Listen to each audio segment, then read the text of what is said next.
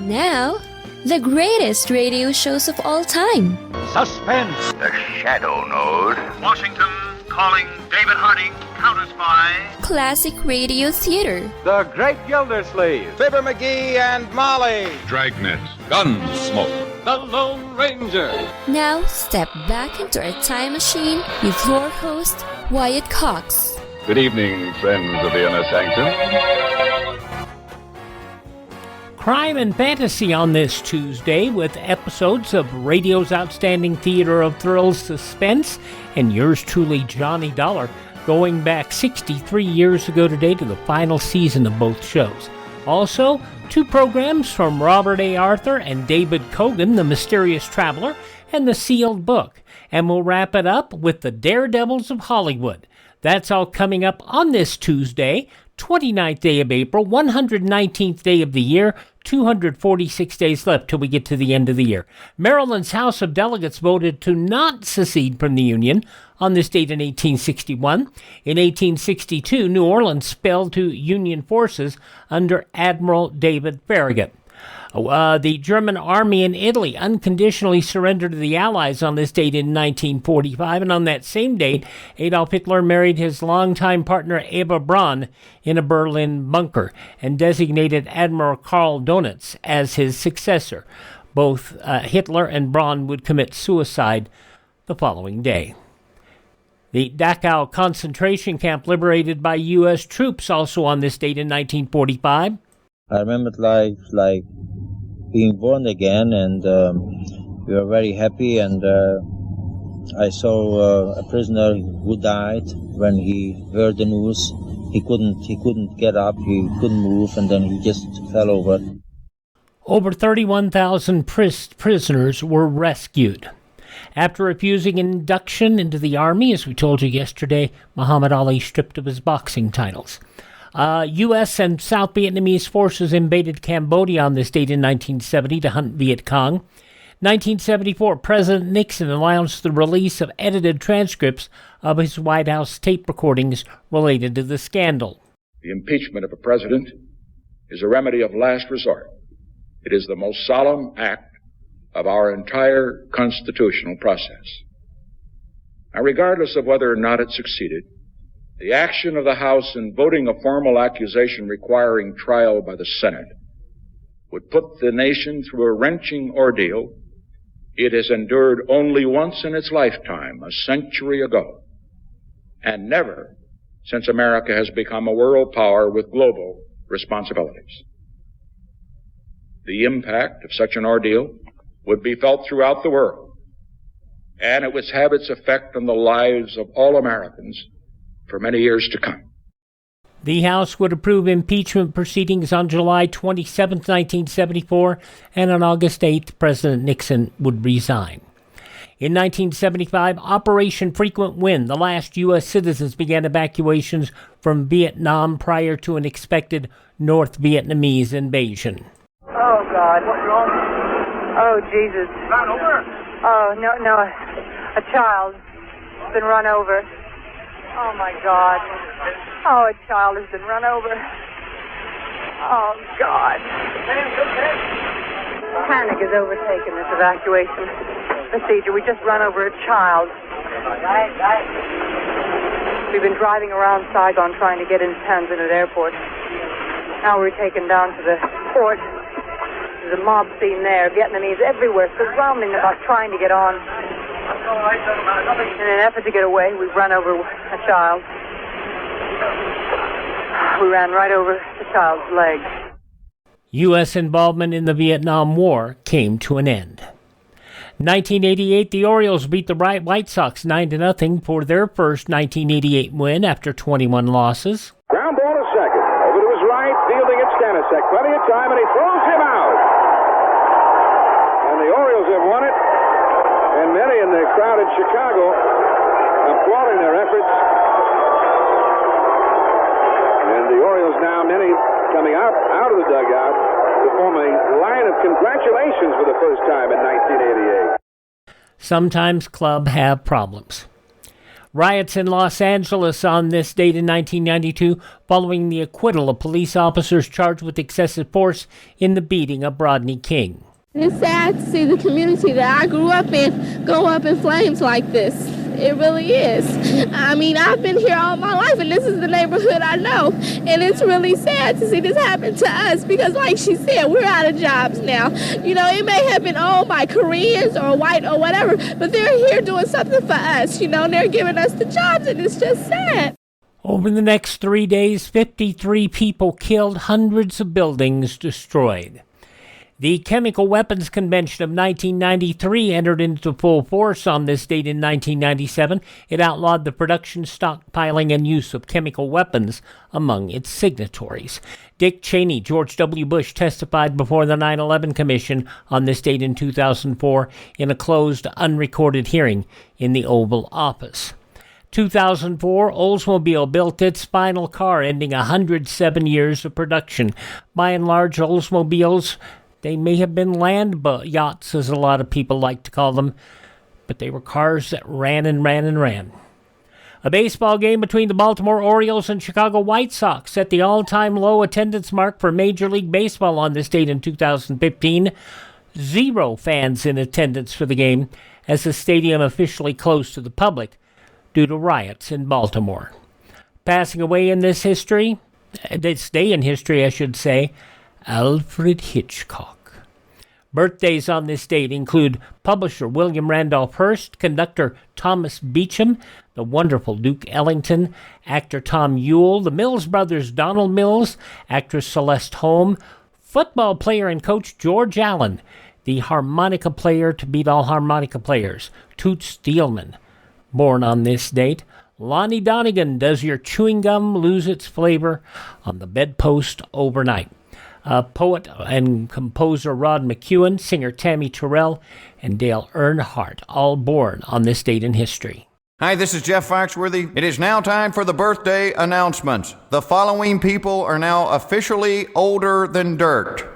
On the road again, Willie Nelson, 92 years old today. Larry on Three's Company. Richard Klein, 81 years old today. Tommy James of Tommy James and the Shondells.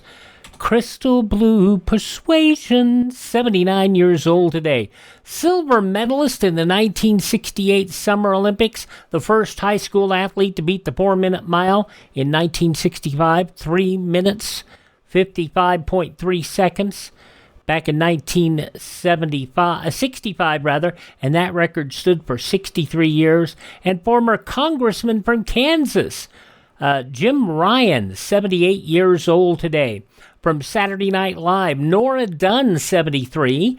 Comedian Jerry Seinfeld, 71. She was first in Ryan's Hope, and then Captain Janeway in Star Trek Voyager. Kate Mulgrew, 70 years old today. British actor Daniel Day-Lewis is 68. Are you very much in love with her? As much as a man can be. Do you think there's a limit? If there is, I haven't found it. With Michelle Pfeiffer in Age of Innocence, Daniel Day-Lewis, 68 today. Pfeiffer also 67 years old today. So they share that birthday. I did not know that. And they were in that same movie, so there you go. And the real Jan Brady, Eve Plum, is 67. The daughter of Brian Wilson, and from the musical group Wilson Phillips, Carney Wilson, 57 today. From Private Practice, Paul Adelstein is 56. From Kill Bill and Pulp Fiction, Uma Thurman, 55. Back when we were acquainted 4 years ago, her name was Vernita Green. Her code name was Copperhead. Mine, Black Mamba. From Kill Bill, Uma Thurman, 55 today. From Smallville and ER, Sam Jones III is 42. Also turning 42 is Megan Boone. I ask the questions, you answer them. Screw with me and I walk. Understood? From The Blacklist, Megan Boone, 42 today. And from 13 Reasons Why and Spontaneous, Catherine Langford is 29. Those are just a few of the people celebrating the 29th day of April as their birthday. If this happens to be your birthday... Hi, we're the 4 freshmen, and we just want to say, Happy birthday to you! Classic Radio Theater, I'm Wyatt Cox, an episode of radio's outstanding theater of thrills, Suspense, from 63 years ago today, Sunday, April 29th, 1962. That's up next.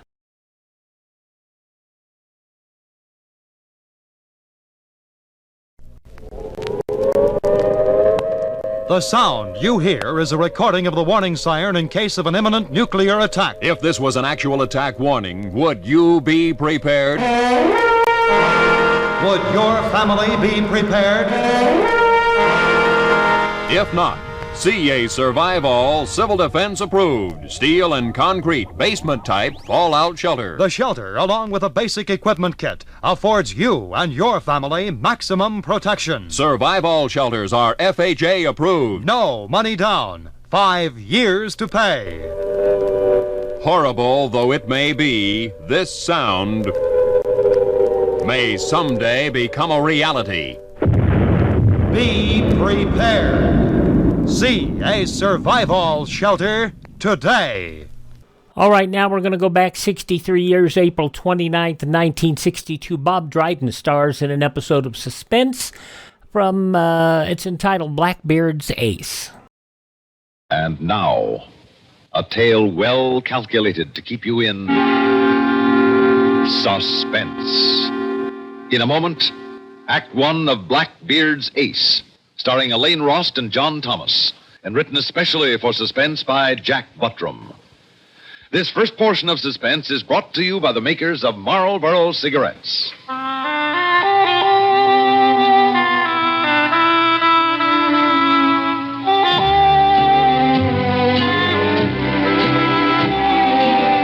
Why don't you settle back and have a full-flavored smoke? Have a Marlboro. You get a lot to like with a Marlboro, the filter cigarette with the unfiltered taste. Try Marlboro.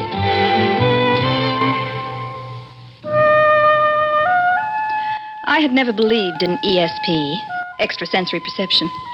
Oh, I had heard of universities conducting tests of this mental phenomenon, but their studies covered only those messages transmitted from one living subject to another. The messages that came to me were transmitted by the dead. Charles, my husband, was worried about my dreams. And after he finished his last book, he suggested a rest for the two of us on the Carolina coast. Margot, you remember Aunt Ida? She lives down on the coast near Charleston. What about her? Well, she's invited us to vacation in a seacoast cabin she has in her hands. Sound good? Oh, well, I don't know, Charles. You think we should? With your writing and all, I just have the feeling. Oh, come on, Margot. She says she can't get a buyer, and the place is just standing idle, so let's go. Well, all right, honey. But you remember the last time we went away, I had that awful dream. Now, dearest, the doctor said those dreams were all cured. You're as good as new. Charles, they weren't dreams. They were real. They happened. I know they did. All right, whatever they were, they're all gone now. And you do need a change. All right, dear. I'll go if you really want me to. That's my girl. Well, we can start packing right away. I'll get my typewriter. Did you get those books from the library? Yes, I put them on your desk. Oh, yes, I see them. What about these? The Lore of Piracy and Rascals of the Spanish Main. Where'd you get these? I don't really know, Charles. I just saw them on the shelf and picked them up. They just seemed interesting. I just sort of felt I wanted to read them. Uh-huh. Well, they might come in handy at that. That section of the coast is full of pirate stories. We'll probably need a handbook to know one pirate from another. I won't need a book. No, Charles. I'll know them. I'm sure I'll know them. Now, how'd you folks happen to buy this place? Well, we're not buying it, Jed. You see, my aunt acquired this place. What do they call it? Teach's Cove? Yes, Teach's Cove. Well, she bought it along with some other property about a year ago. That'd be right after old Hurd died. Old Hurd? Yeah, Hurd Simpson. His fella used to own the cove. Right queer old gent. And he lived out here all alone. Yeah, I reckon his land went up for taxis right after the accident. He died in an accident? Well, the official report said accident. Most folks around here got their own ideas. Like what? Well, I saw it myself, and I don't think it was no accident. I usually brought out Herd's weekly groceries, and when I come out one Saturday morning, he wasn't nowhere about. And I sat and waited a spell, but after a while, I got suspecting, so I gets to looking around, and I finds this little trickle coming out from under the door. Looked like somebody dropped a jar of preserves, but it was blood. Oh, no. Well, I busted in the door and found old Herd dead as a hammer. Terrible cut. Oh. That's right, ma'am. Wasn't no sight for a lady. The sheriff, he come out and marked it down as an accident because the doors and windows were locked from the inside. But how a fella could cut himself from the shoulder clear down to here by falling on something, especially when we couldn't find nothing that big for him to fall on. Oh, Charles. There now, honey, there now. I'm afraid your little gory tale has frightened my wife. Oh, no, there's no need to be frightened now, ma'am. That was most a year ago. At least it was about this same time last year, time of the full moon and the highest tide. Pirate's moon. Margot. Yeah, that's right, ma'am. Pirate's moon. I reckon they called it that because of the high tide. They could slip over sandbars and get farther up the inlets to bury their treasure or whatever. Margot, how did you know about a pirate's moon? I don't know, Charles. I read it in one of those books, I guess. Well, there's a cove right up our ahead. It's a nice-looking place. The way you were talking, I expected to see a tumble-down shack. Oh, old Herd, he was a pretty good fella keeping the place up. Yeah. Well, here we are. Certainly is deserted country. We didn't see a single soul on the way out here. Well, I guess I better help you get set up, huh? I'll unlock the door if you can start bringing in the bags. Yes, hurry. Get in before dark. I don't know why, but I just knew we must be inside the cabin with the door locked before dark. There was something that would not be quiet, something inside my brain that was trying to speak to me. I had to shut it out of my mind. Well, that ought to do it. Hope you folks are comfortable. Thank you, Jed, for all your help. That's all right, ma'am. Here, I'll pay you and see you off. Goodbye, ma'am. Goodbye, Jed. Thanks again.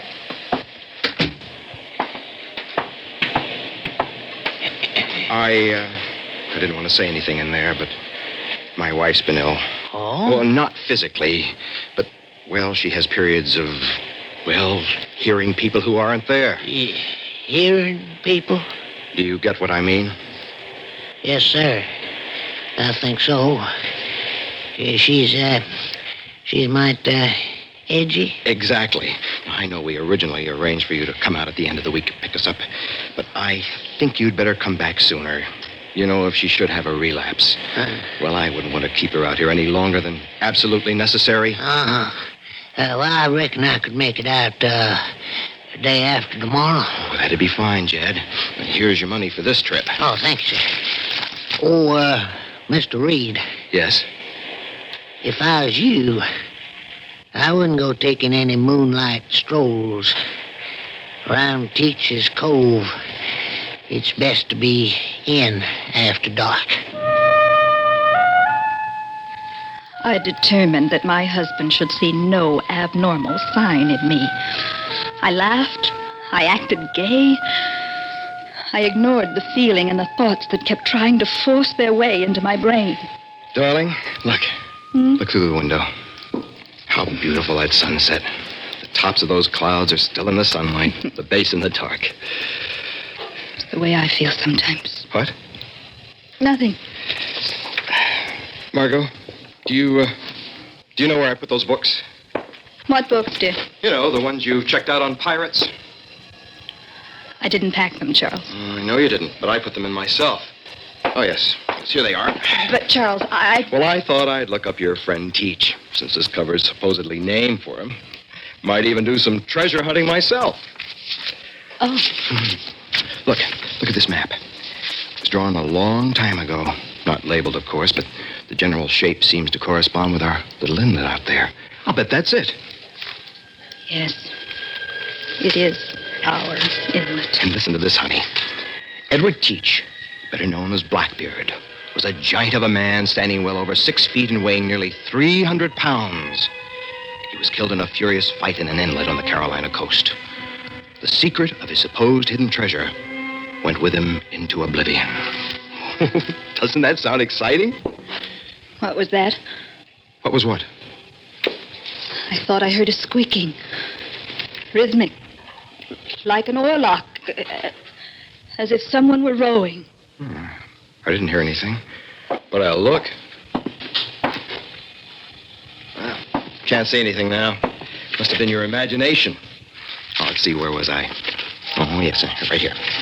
His favorite weapon was a cutlass, which could inflict a horrible wound at one blow.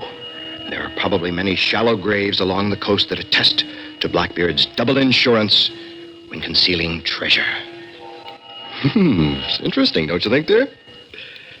I think it's horrible. Can't you just see it? The treasure's buried. The men start to fill up the gap. Before they can, the giant cutlass flashes twice in the moonlight.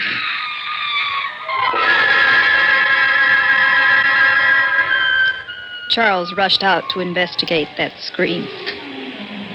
I knew he would find nothing. But at least it was a relief to know I'd not just imagined it. Charles had heard it too. Next morning, there was no indication of the mysterious sounds of the night before. Only a lingering dread in my mind. For I knew that night would fall again. Oh, it's just what we need. Sun, sky. What about the scream last night? Oh, it's probably a swamp cat or something. We were reading about pirates and such. Our imaginations coincided with a perfectly natural sound. Charles, imagination? Coincidence? Well, I don't believe it was Blackbeard's ghost guarding his treasure, if that's what you're leading up to. I hadn't mentioned it at all. I just know it's on your mind. Say, what's that over there? What? That piece of iron sticking up out of the sand. Looks like part of a small boat's anchor. It's pretty ancient. Let's dig it out. Charles, I don't think we should. Oh, for Pete's sake, why? It's broad daylight. Come on. What's this? Looks like a piece of ivory. Heart-shaped. Black diamond shape inlaid in the middle. You ever see anything like it? No, Charles. I wonder if it's valuable. It's a funny little thing. Just one hole in it down near the point of the heart. It's evil, Charles. It's evil. Throw it away. Now, Margot, don't get excited over a little bit of ivory. It might be valuable, that's all. Evil, Charles. It's evil. Evil. Evil. A planchette. A planchette. What? It's an ivory planchette. Used to communicate with the dead. Take it easy, honey. The small hole is for the insertion of a writing instrument. There are 2 small casters attached to it. You place it on a piece of paper, let the hands rest lightly on top, and it writes messages. Evil messages. Evil. Evil. Here, darling. Lie down on the bed. Here's something to drink. It'll help you rest. Make you feel better. There now. Now, what kind of evil messages are you worried about? What? You were just telling me about messages from the dead. What were they? I don't remember. Well, you just said something about this planchette, right? You don't remember, do you? No. I really don't know what you're talking about. It's like I blacked out for a moment. Well, let's see if you were right about that thing. I'll look it up in that pirate book of yours. Let's see, glossary. Pirate, type plane. Oh, yes, here. Planchette used in a form of automatism. especially believed to be used in communication with the dead. You're right, Margot. Absolutely right. Well, by golly, we're going to try. No, Charles. It's evil. I know that, too. It's evil. There, baby. Now you just go to sleep. You get some rest now. Charles. That's my girl. You'll sleep for a few hours. Well, now, maybe the planchette will tell me where Blackbeard's treasure lies. That is, unless his ghost is still guarding it.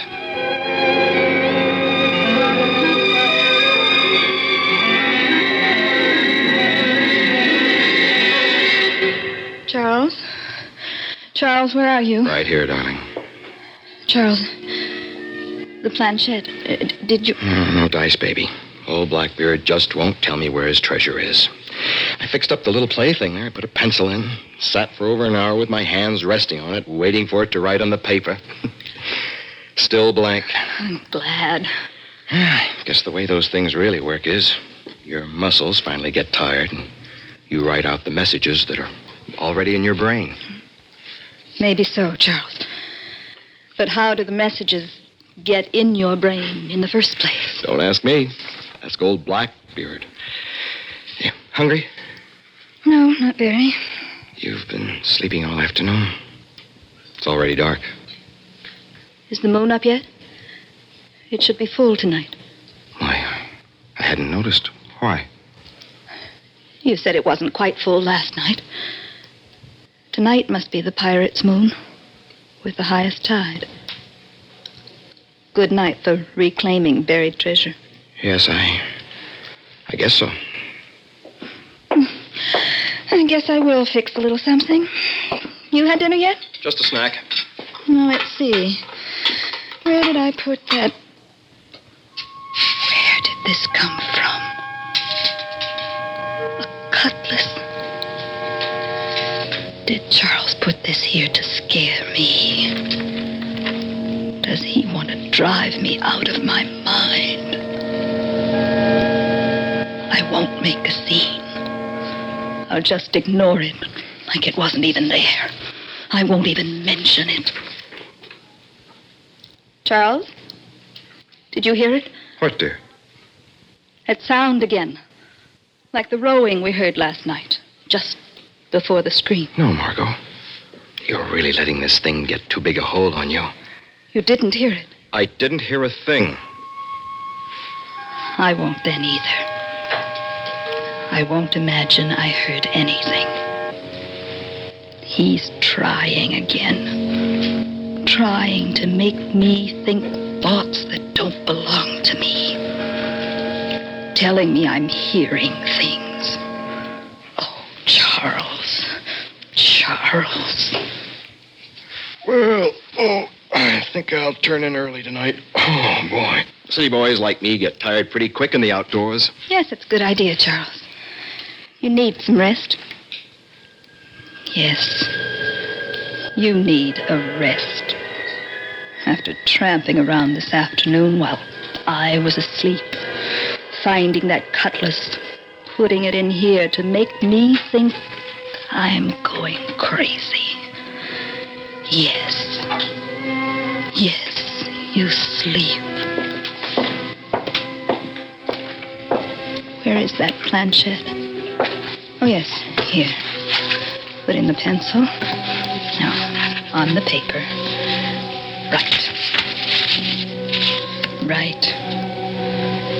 Write out the message that is in my brain. Reveal it to me. Write. There, it's moving. It's writing. K-I-L. Kill? Kill whom? Why? C-H-A-R-L. No, why should I kill Charles? He's my husband. He takes care of me. He keeps me... Wait a minute. Does Charles think I'm crazy? Y-E-S. What was that? Oh. Did you hear something, Charles? Yes, I I thought I did. Something like we heard last night. Don't you think it's your imagination, Charles? There, you must have heard it that time, Margot. Didn't you? Really, Charles, you've been awfully jumpy lately. Margot, what's the matter with you? Nothing, Charles. Absolutely nothing. I've just been using the planchette. You have. Here, let me see this paper. Is this what the planchette wrote? Yes. It says, kill Charles. Yes. Margot, what does this mean? Are you crazy? I don't know, Charles. Is that what you want me to be? Did you put this in the kitchen so I would think Blackbeard had been here? Margot, what are you doing with that thing? Put it down. You could hurt yourself. Do you want me to say I'm crazy, Charles? Do you want me to say that I've been talking to Blackbeard and he wants me to keep you from disturbing his treasure? Is that what you want me to say, Charles? I don't... Margot, stay back. Put that down. Margot!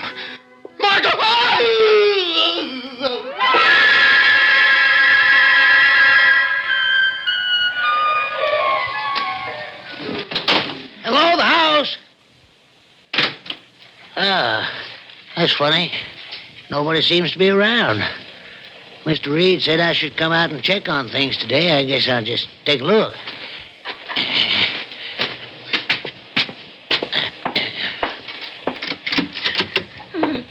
Oh, Lord, look at that. Now, there, Miss Reed. There now. I'm here to help you. No use to cry no more right now. Oh, Jed, it's horrible. Yes, ma'am. It sure is. Now, come on, let's go outside, away from all this, huh? Now, why don't you tell me all about it, huh? How it happened? I don't know. The last thing I remember, yesterday, Charles gave me a sedative to make me sleep. I had horrible nightmares all about blood. Then this morning I woke and found this. Now, ma'am, it won't do no good to cry no more. It sure is terrible. Terrible cut. What? Terrible cut your husband had there. Terrible, just like the one Hurd had. Hurt Simpson? Yes, ma'am. Of course, you wouldn't know it unless you seen them both like I have, but them cuts are almost identical. Exactly alike. What's that you're hanging on to? This? Yeah. I don't know. We found it on the beach yesterday. Yeah. That's mighty hard to explain. Old Hurd had one of them things, too. He did? Yeah. Practically had to pry his fingers off of it. Funny little things, ain't they? But I thought I thought mine was the only one. Oh, no, ma'am. Some kind of gambling ship, I reckon, sunk out there a couple of years ago, and ever since then, them things been washing ashore. Then they're not valuable as antiques or anything. Oh, shucks, no, ma'am. They got so plentiful around here, folks got to calling them Blackbeard's ace. Not much use to them, I reckon. No, Jed. Not much use. Not much use to him at all. Except to Blackbeard.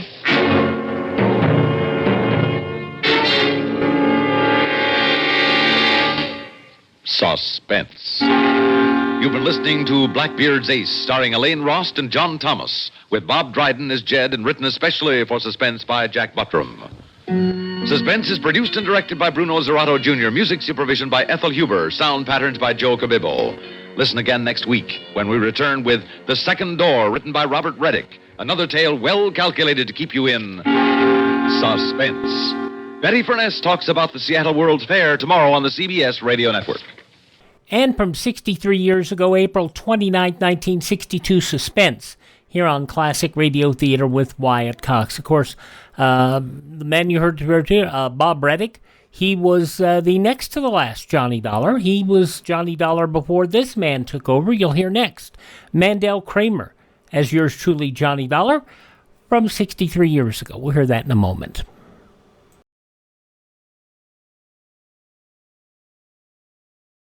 This is Groucho Marx.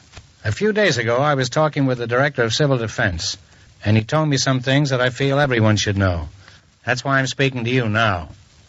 Did you know, for example, that your chances of surviving an atom bomb attack are excellent? It's true, but there's a big if. You must do everything possible now to help yourself and your family. Nobody else will help you. Listen, because this is important. Keep a complete first aid kit handy. Keep a closed container of drinking water in your refrigerator, enough for 3 days. Be sure you have a good fire extinguisher. Take a look around your house right now and pick out the safest spot, away from windows and doors. Make sure that every member of your family understands he is to rush to that safe spot when there's danger. I'm convinced that these precautions are necessary right now, and I hope I can convince you. They're important to your family, yourself, and your community. We continue our look at Sunday, April 29, 1962, 63 years ago, with an episode of yours truly, Johnny Dollar, and the Grand Canyon Matter, starring Mandel Kramer. Johnny Dollar. This is Bill Walker down here in New York. You know Northeast Indemnity Associates? Sure, I know. How are you, Bill? Oh, pretty good, pretty good. Johnny. Yeah? You ever seen the Grand Canyon? No, but I've always wanted to. Oh, why don't you? At this time of year? Isn't that usually on the summer run? Oh, ask anybody. Grand Canyon's beautiful this time of year. And as long as the company's ready, willing, and able to pay your expenses, how about it, Johnny? Okay, you've made the pitch. What's the trouble out there, Bill? Does the name Orloff mean anything to you?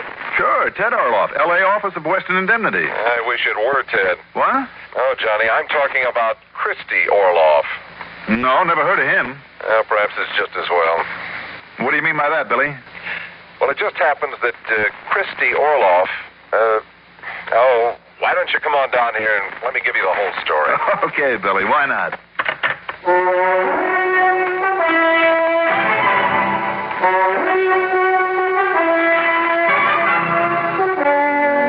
The CBS Radio Network brings you Mandel Kramer in the exciting adventures of the man with the action-packed expense account. America's fabulous freelance insurance investigator, yours truly, Johnny Dollar.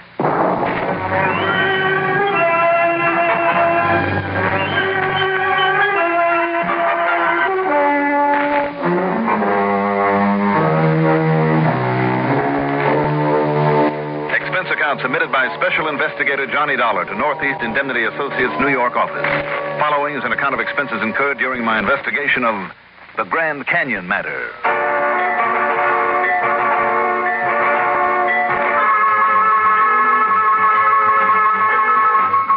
Expense account item 1, $10.12 for a mid-afternoon flight to New York. Item 2, $3.50 for a cab in to Billy Walker's office in the Salmon Tower building at that well-known corner of 5th Avenue and 42nd Street. And Bill didn't waste any time getting to the point. I've arranged a room for you at the Waldorf, Johnny. Oh? And a seat on the plane to Phoenix a few minutes after 8 tomorrow morning. Mm-hmm. Meantime, cocktails and dinner, and the show tonight will be on me. Of course, unless you have other plans. Oh, no plans at all. But why the royal treatment, Bill? Oh, it's the least we can do, considering what's at stake on this one. Which is what? I mentioned Christy Orloff. Yeah, and I told you I never heard of him. A lot of people haven't. But do you remember the summit meeting back in November '57? Summit meeting? Yep. Let's see. That was before Khrushchev grabbed his top spot, wasn't it? Well, Nicky had nothing to do with this one. I'm talking about a meeting that took place in the little town of Appalachian, New York. Oh, yes. That gathering of 60 or 65 alleged top men of the underworld. Mm-hmm. And among those present was our little old friend, Christy Orloff. Not one of the big shots, I'm sure.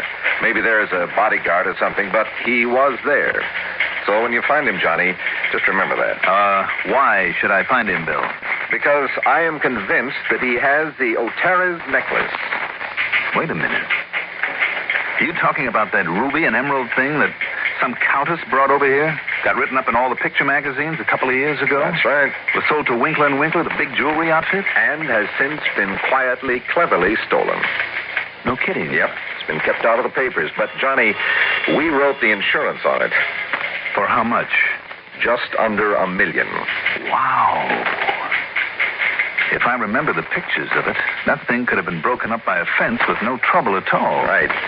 Now, the police are doing everything they can. And as you know, I have a lot of faith in our New York police. So have I. Who's your contact? Man at the 18th Precinct.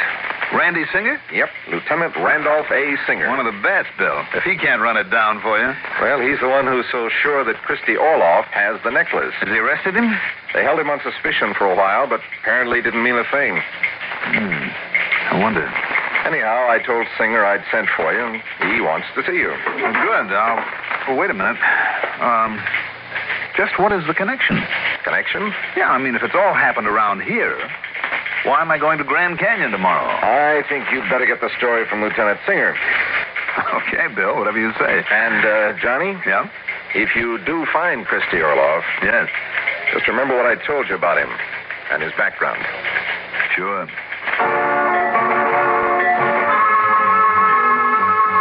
Item 3, $1 for a taxi across town to the 18th Precinct and a very brief visit with Randy Singer.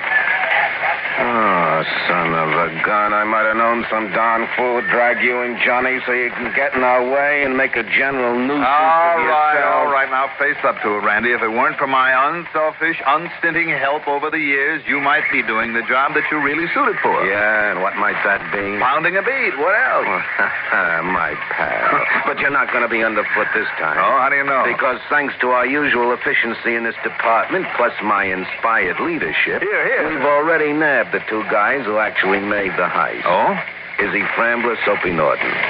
Well, then where does Christy Orloff come in? Both Soapy and Izzy separately, and each without the other knowing it, sang like canaries, hoping we'd go easy on them. That's typical. And each of them told us the rocks had been handed over to Christy Orloff. I see. But could we find any sign of him around him or on him? No. No. We held him on suspicion as long as we could. Meantime, went over his apartment like Sherlock Holmes. Nothing. Mm-hmm. And yet it makes sense for him to have it. Because Orloff is one of the greatest passers ever lived. Yes. Yeah, mostly dope over the years, but also important jewelry, artwork. Always small stuff that he could actually carry on his person. Also, Johnny, Orloff has all the right contacts for disposing of such stuff, especially on the West Coast. Well, then it seems to me, Randy... I'm way ahead of you. The L.A. San Francisco cops are with us all the way. They know those contacts will keep an eye on him, and if Orloff meets one of them out there, he...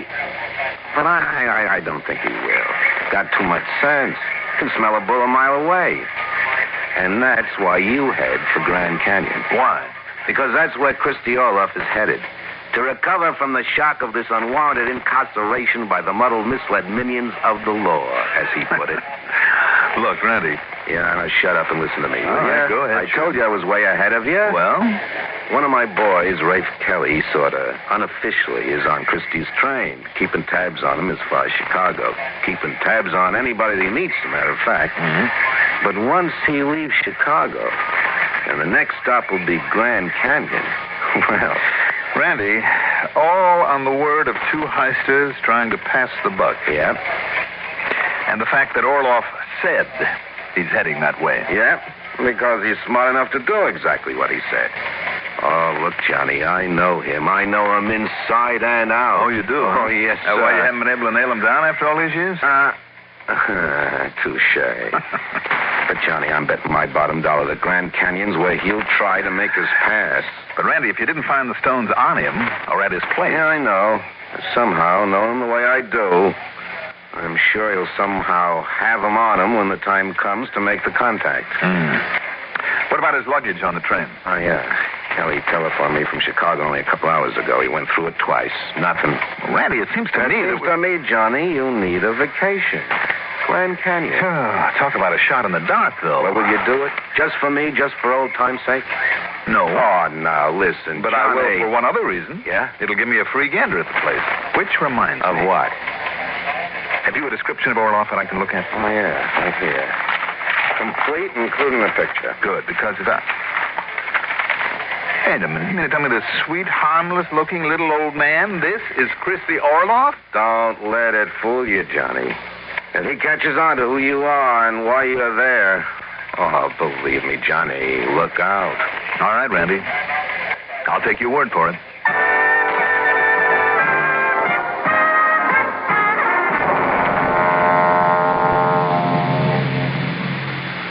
Everybody, lend an ear. The Rexall 1 cent sale is here. I am the penny you see on TV. Save lots of money. Listen to me. Get twice as much for a penny more at the 1 cent sale at your Rexall store. There are hundreds of bargains. Everything from aspirin to vitamins, hairspray to shave cream. And all at 2 for the regular price of 1 plus a penny. Get twice as much for a penny more at the 1 cent sale at your Rexall store. It's on now.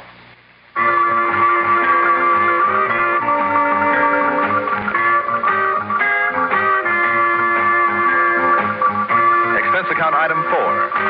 Just before cocktails, dinner, and a show with Billy Walker. $184 at Willoughby's camera store to be sure I'd look like a genuine tourist when I got to Grand Canyon. Item 5, the following morning, $176.22 for a jet to Phoenix, Arizona. Then after we sat down there, item 6, $50 deposit on a rental car. The next 235 miles were mighty interesting driving through the colorful desert country around Wickenburg, Prescott, Ash Fork, and finally into the lower edge of the Kaibab National Forest. And then Grand Canyon.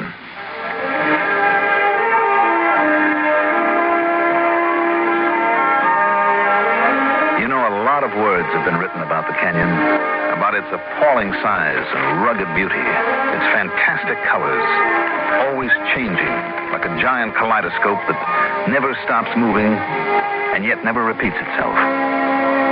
The many hued spires and temples and buttes, whole ranges of mountains that jut up from this mile-deep chasm. The mighty Colorado sweeps along in its dash to the sea. Well, words simply can't begin to do it justice. And the tireless forces that have molded it. The river, the rain, the frost and snow and sun are still at work on this incredible sculpture. Amazing, beautiful, impressive, almost overpowering. As I finished signing my name on the register at the famous El Tovar Hotel, perched there above the canyon's rim, the clerk passed a telephone to me. Yes, sir. It's a call for you. Oh, thank you.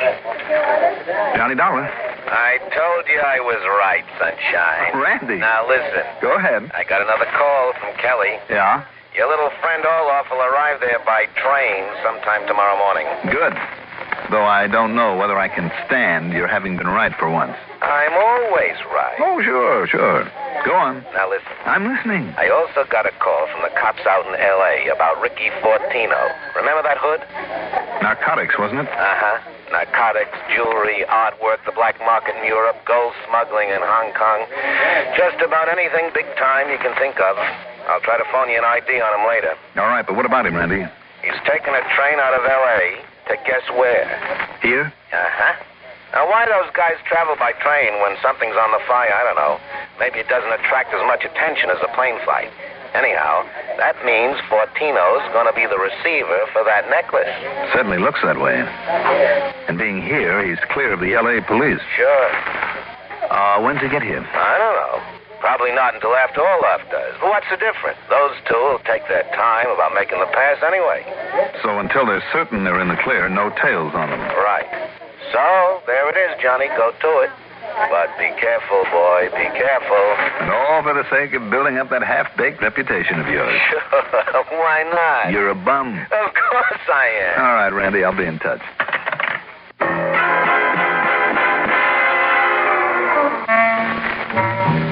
Item 7, $5.80 for dinner. Then I noticed that a lot of the guests wandered outside. And no wonder. The moon, low in the sky, was bright and full. And the canyon took on a completely new and almost mysterious beauty. The myriad colors gone, of course, but in their place, The jagged spires and peaks stood out in bold relief, casting bleak black shadows in weird and exciting patterns onto the canyon floor.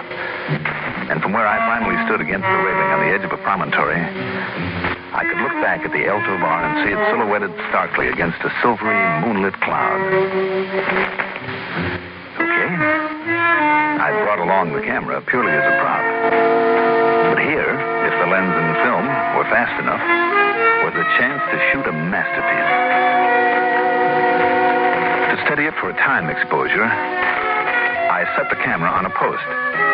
Then, to get a better aim, and hoping none of the Park Service men were looking my way, I carefully climbed over the railing, holding on tightly with one hand, for it left me leaning slightly over the dark, seemingly bottomless chasm. And then, well, I guess I was too engrossed in setting the shutter and focus. For the next thing I remember is feeling a heavy boot smash onto my fingers, losing my grip, and then a falling.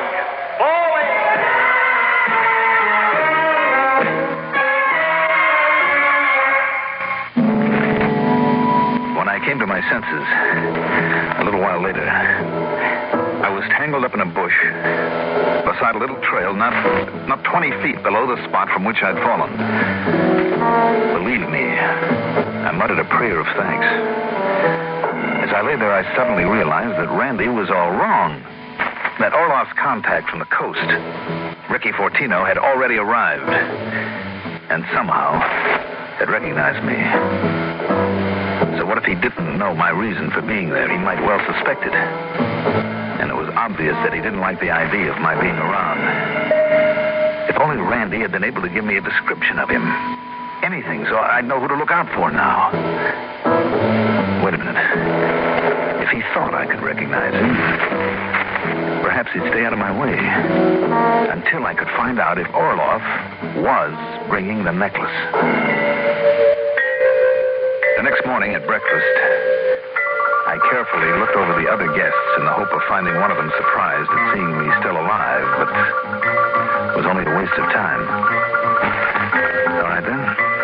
There was only one thing I could do. Stay as close to Christy Orloff when he got there as I possibly could. So from the time his train pulled in until dinner that evening, I was either watching the door of his room for a possible caller or within 50 feet of the gentle-looking little old man.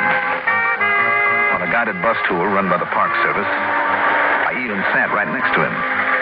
As a matter of fact, as the two busiest shutterbugs of the lot, now, quite friendly. There you can see the 70-foot-high Indian Watchtower, a faithful reproduction of the strange buildings put up here many centuries ago. Oh, boy. Fascinating, isn't it? Oh, it certainly is. Yes.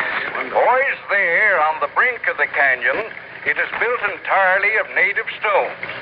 At the base there is a kiva. That is to say, a reproduction of an ancient ceremonial chamber once used by the Pueblo Indians. How about that? Beautiful, beautiful. On the walls of both the kiva and the tower, you'll find numerous actual specimens of Indian pictographs, drawings and carvings of centuries. I see that you're as busy with your cameras as I am with mine, young man. Yeah, I've used up about 2 rolls of film on this bus trip alone, Mr. Orloff, did you say it was? Yes, quite right. And your name is... Well, what you know. I'm afraid you forgive me, old man, but I've forgotten your name already. That's all right, it's Burns, Jerry Burns. Oh, of course. Jerry, I just love to take pictures. I'm never without my camera. Look, that Indian boy walking by. If you look carefully. Fine. Got it. Good. Tell me, are you taking a mule trip down to the Bright Angel Trail in the morning? Well, I'm certain that I shall. Oh? Well, good, then I will too. Excellent. Oh, and Jerry, why don't you share my table at dinner this evening? I don't know why not. Excellent. But look there is a wonderful picture. See? Right there.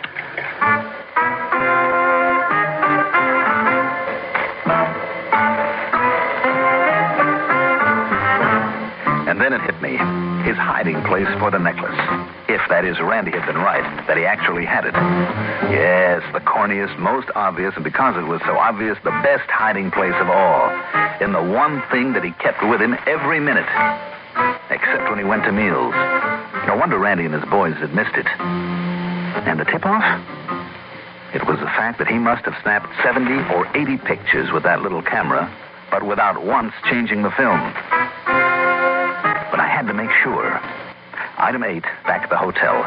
380 for a call to Randy Singer. And you're sure that'll be the right time, Johnny? I'll make it the right time, Randy. Just be sure you keep him on the phone long enough to give me plenty of time. Okay, Johnny, okay. Now, don't let him out of your sight or Ricky Fortino will get to him as sure as guns. Don't you worry.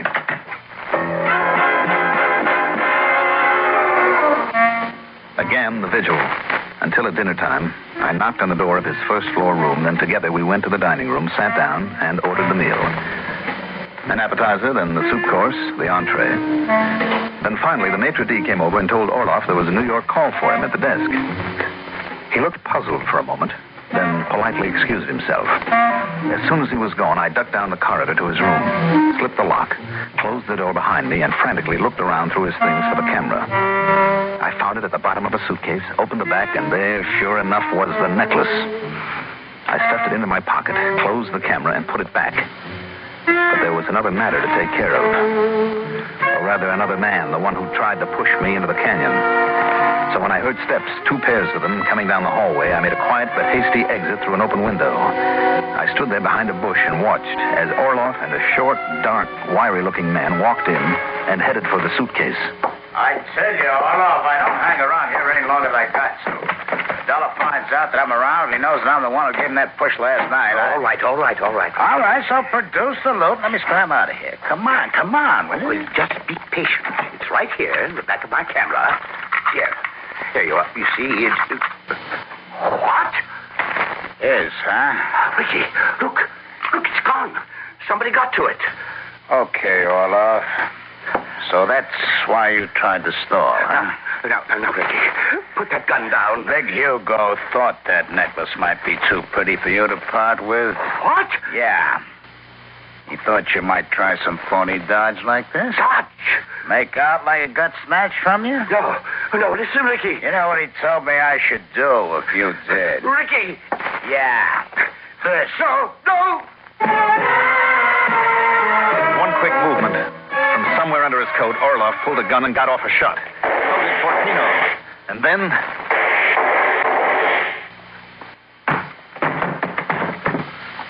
By the time it was over, the 2 of them lay on the floor. Both very dead. Come to think of it, there's an extra dividend on this case. Fortino's mention of Big Hugo, whoever he is. So now the police know of another big shot to gun for. Expense account total, including a couple of extra days there at Grand Canyon.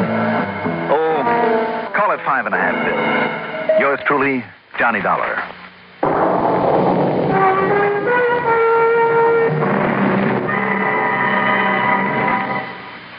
Now, here is our star to tell you about next week's story. Next week, I'll be back with another exciting adventure. Be sure to join us, won't you? Yours truly, Johnny Dollar.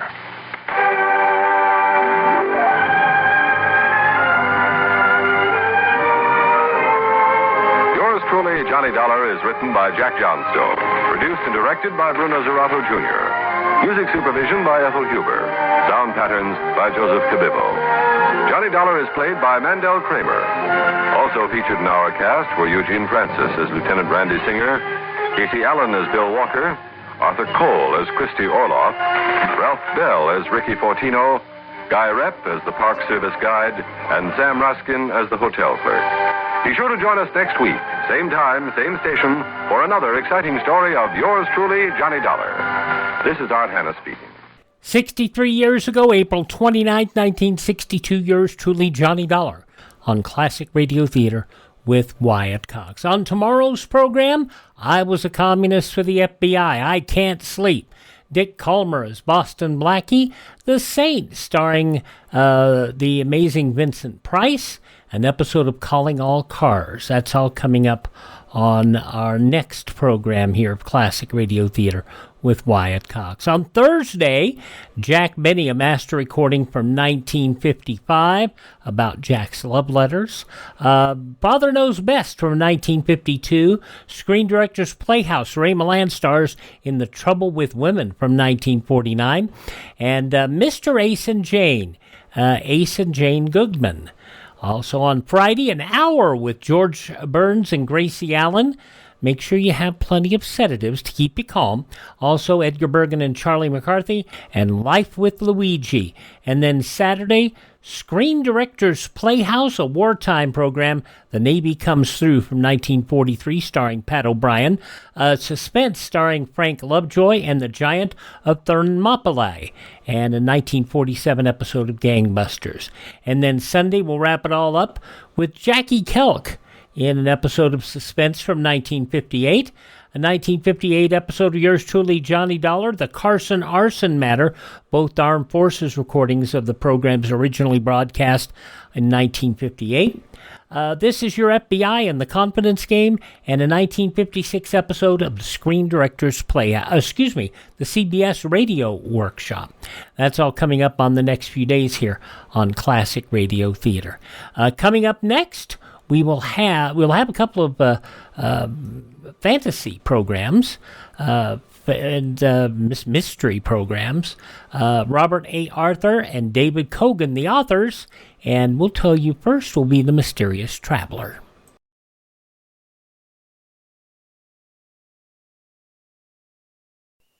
Hello, this is Dennis James. Here is Leo A. Hoig, Director of the Office of Civil and Defense Mobilization, who has a message for you about the importance of a home shelter for protection against radioactive fallout. After nuclear attack, radioactive fallout could be a threat to every living thing. Tests have shown that the best protection against fallout is an underground shelter covered by at least 3 feet of earth. A basement shelter also affords good protection by closing off windows, exterior entrances, and banking exposed walls. In homes without basements, first floor areas with the least exterior exposure, such as a bathroom, utility room, or hallway, should be selected. My own shelter costs $212. It's cheap insurance for the protection of my greatest treasure, my family. All right, we continue now with Classic Radio Theater with one of the programs written and produced by Robert A. Arthur and David Kogan, The Mysterious Traveler, a mutual program from 74 years ago, April 29th, 1952, Murder in 2952. Transcribed.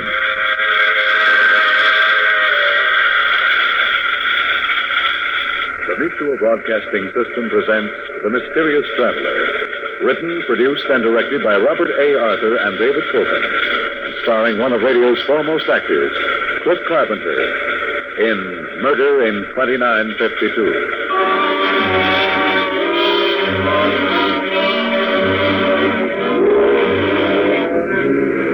This is the Mysterious Traveler, inviting you to join me on another journey into the realm of the strange and the terrifying. I hope you will enjoy the trip, that it will thrill you a little and chill you a little. So settle back, get a good grip on your nerves, and be comfortable, if you can, as we leap 1,000 years into the future, to see how the forces of crime and detection may operate then. It's a story I call Murder in 2952.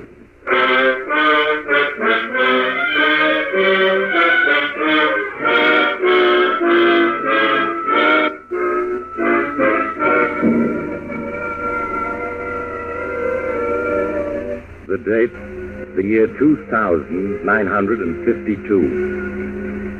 Mankind has colonized the planets Venus and Mars and is mining uranium on Mercury while making trips of exploration to the more inhospitable celestial bodies, Saturn, Neptune, and the moons of Jupiter. But still, life is not so different from life today. There are still men and women, which means love, jealousy, hatred. And there are still crimes and criminals, which means a police force. People still live in houses, even though they're very different from the ones we know. In the living room of one of these houses, a young woman is playing an ancient tune on an ancient musical instrument to an appreciative audience of one. John Malawan, a field researcher for the World Biological Institute.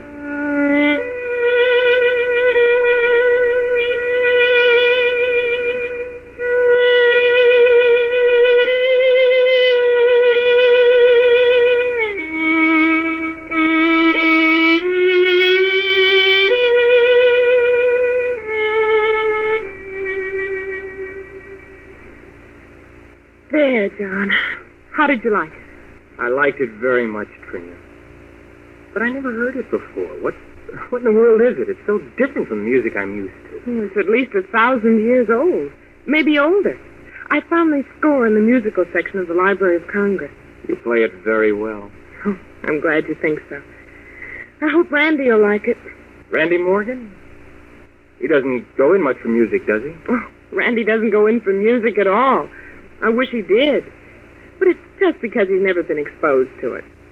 He'll learn to like it yet. Any man would if you played it for him. I wish I could be here for the music competition. Nobody else will have anything like that 1,000-year-old tune of yours. What's it called? Liebesong. In one of the old languages, that's supposed to mean love's dream. Well, if Randy doesn't appreciate it, I'll personally blast him down. He'll be at the competition to hear you play, won't he? Oh, yes. He's promised, even though he hates music. I do wish he enjoyed something besides catching criminals. Well, that's his job. After all, he's the lieutenant of the World Police, Interplanetary Division. Yes, I know, but if only he didn't seem to enjoy it so much. Catching murderers and space pirates. And... Well, I'm being silly. He's nice. Sure he is. Also very handsome. Yes, he is, isn't he? Well, John, you'll be much longer. Time's getting short. Oh, there's Dad. He's waiting for you. I'll be right in, sir. Guess I've got to say goodbye for a few months. I'll miss you, John.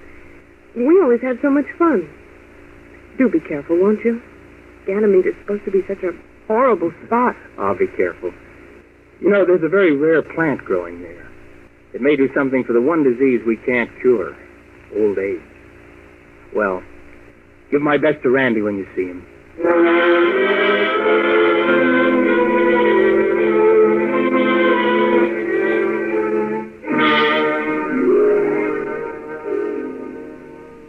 So you're off to Ganymede, eh, John? Leaving the field clear for Lieutenant Randolph Morgan to marry my daughter. Well, I guess that's how it is, Professor Fergus. She's in love with him. He's in love with an illusion, John. An illusion 6 feet tall, broad-shouldered, beautiful teeth. An illusion that can dance the Venusian jump perfectly. She thinks the illusion is a man. It's a very convincing illusion, Professor Fergus. Randy Morgan is everything that I'm not. I can't blame Trina for preferring him. Yes, you're a cerebrotonic type. Intelligent, skinny, stoop-shouldered, nearsighted, and twice the man Randy Morgan is. Well, thank you, Professor, but I don't think you're being quite fair to Randy. After all, I know all about Morgan, John. I tell Trina, but women are one thing that haven't changed in the last 1,000 years. When they think they're in love, the devil himself can't convince them that they're wrong about a man. Well, I hope she's not wrong, sir. If I thought there was a chance for me, but I know there's not. I'm not so sure. What if Morgan were out of the way? What do you mean, sir? I've been quietly investigating. I have some facts that would get him dismissed from the service, maybe jailed. For one thing, he's a dream apple addict. Randy eats Martian dream apples? Oh, that can't be, sir. Why, those things are worse than heroin or cocaine. I have the proof. So, John, Randy Morgan may be removed from the scene after all. Professor Fergus. Yes, John? Take my word for it. You'll just make Trina hate you. She'll believe all the evidence was framed. Framed? It's an old word meaning falsified. She's in love. You yourself said a woman in love can believe no wrong about a man. Nevertheless, I'm going to the authorities. So, John, if you could possibly stay on Earth for a few weeks. I wish I could. But the harvest season on Ganymede won't wait. I have to blast off tonight. Goodbye, sir. I'll be back as soon as I possibly can.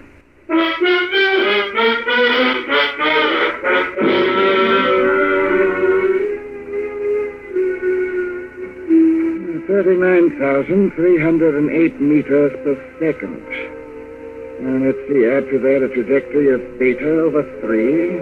We have a force field curve of, Professor Fergus? John, you've come back, but why? No.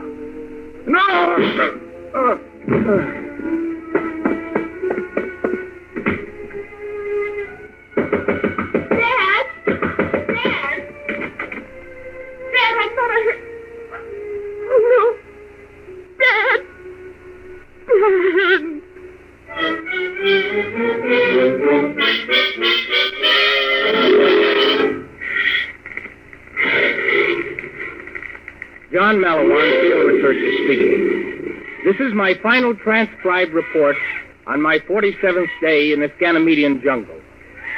I am almost ready to blast off, but an hour ago, a small police rocket sat down in the dense jungle about half a mile away. And now I see a man approaching. He seems familiar. He looks like... Why, it's Randy Morgan. John Malawan. Randy! So it is you. Well, what the devil are you doing here? I'll tell you in a moment. Well, John, so this is your hideout. My hideout? What do you mean? A very clever old man. It's taken me 5 weeks to track you down in this planetary jungle. What do you mean, track me down? I'm here on an official mission. That's what I mean by very clever. It gave you the perfect excuse for hiding in a rotten jungle. Randy, are you woggy? I'm not hiding. Oh, no? Most murderers do hide, you know. Murderers? Oh, now listen, Randy. You listen. I'm officially placing you under arrest for the murder of Professor Fergus just before you blasted off from Earth. Professor Fergus murdered?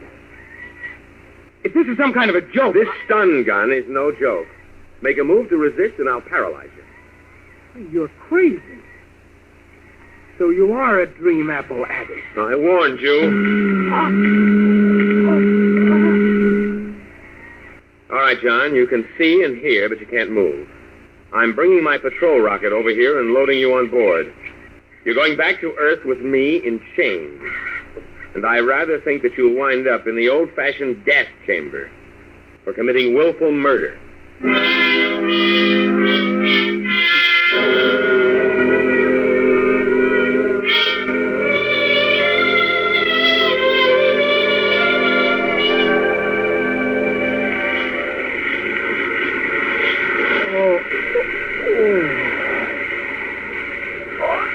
I feel as if I had a toothache at every muscle in my body. Coming out of it, are you? Those are muscle cramps from the stun gun paralysis, John, in case you've never had them before. Oh, I never have. I suppose you've dealt them out often, though. A few hundred times, that's all. Here's something to make you forget your troubles. Catch. What is it? Just a little fresh fruit. Make you feel better. Fresh fruit? It's 1 pound of dynamite. This is a Martian dream apple. So what? It'll take away your aches, make you feel like 1,000,000 credits. Here, I'm having one, see? Wouldn't harm a baby. So Professor Fergus was right. You are an addict. Oh, Fergus was in his second childhood. By the way, what was your motive for killing him? For killing him? Randy, what is this all about? Is Professor Fergus really dead? You should know you bashed in his head with a rocket control lever from your own rocket. That's nonsense. He was fine when I left him. Now, what happened? Keep it up, John. It's a good impersonation of innocence. But all the same, that chain around your ankle doesn't get unlocked until we blast in on Earth. Very ingenious way to keep me confined. I can't quite reach you, or the rocket control board. But I still have some freedom. No, I can see this chain won't come off. All right. I'm not going to make any fuss. Now tell me what happened. Well, half an hour after you went into her father's library, Trina heard a groan and a fall. She hurried in, and there was the poor old boy dead on the floor. She ran to the front door screaming for help, and I was just coming up the walk. I had a date to see her, fortunately, and I took charge of the case. I can just see it. Amazing how you just happened to be there. Very lucky, wasn't it? Well, Fergus was dead, but I had some of our technical crew bring over our finest instruments. With the atomic pressure recorder, we analyzed the stresses still present in the molecules of the air in the room. And we were able to reconstruct Fergus's last words before he died. And what were they? I took off a recording and brought it along so you'd see that your case was hopeless. Here, I'll play it for you. John, you came back? But why? No. There you have it, John. Testamentary evidence by the victim himself to your guilt. How did you fool him, Randy? How did you make him think it was I? Oh, John, I don't know what you mean. You go in for amateur theatrical. It gives you a chance to show off that handsome physique. Easy for you to imitate my voice well enough to fool a deaf old man. A pretty weak defense, John. You'll really have to do better than that. He did have evidence that would get you court-martialed, so you killed him. And being a world police officer, it was easy enough to falsify the evidence to make me look guilty. Especially since you assumed charge of the case. A world police officer falsify evidence? Why, John, you know we are absolutely incorruptible. Until you start using dream apples. After that, the ordinary rules don't apply. Dream apples remove all moral sense, give delusions of grandeur, and eventually cause hopeless insanity. They're perfectly harmless, as you'll see when you eat that one I gave you. I'll never eat it, Randy. I think you will. It's a 3-week trip back to Earth, and you're getting nothing else to eat or drink. By the time we blast in, you'll want nothing else. It won't work. I'll hold out. Against hunger, maybe, but not against thirst. 2 days from now, you'll eat it. After all, why not? If you're going to die, you might as well die happy. You've constructed a very tight case against me, haven't you? I think it'll hold up.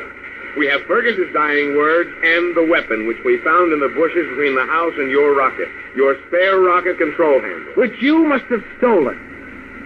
But one thing you haven't got. That's a motive. John, by the time we hit Earth, you're going to be a confirmed Dream Apple addict. And Dream Apple addicts don't need motives. Remember?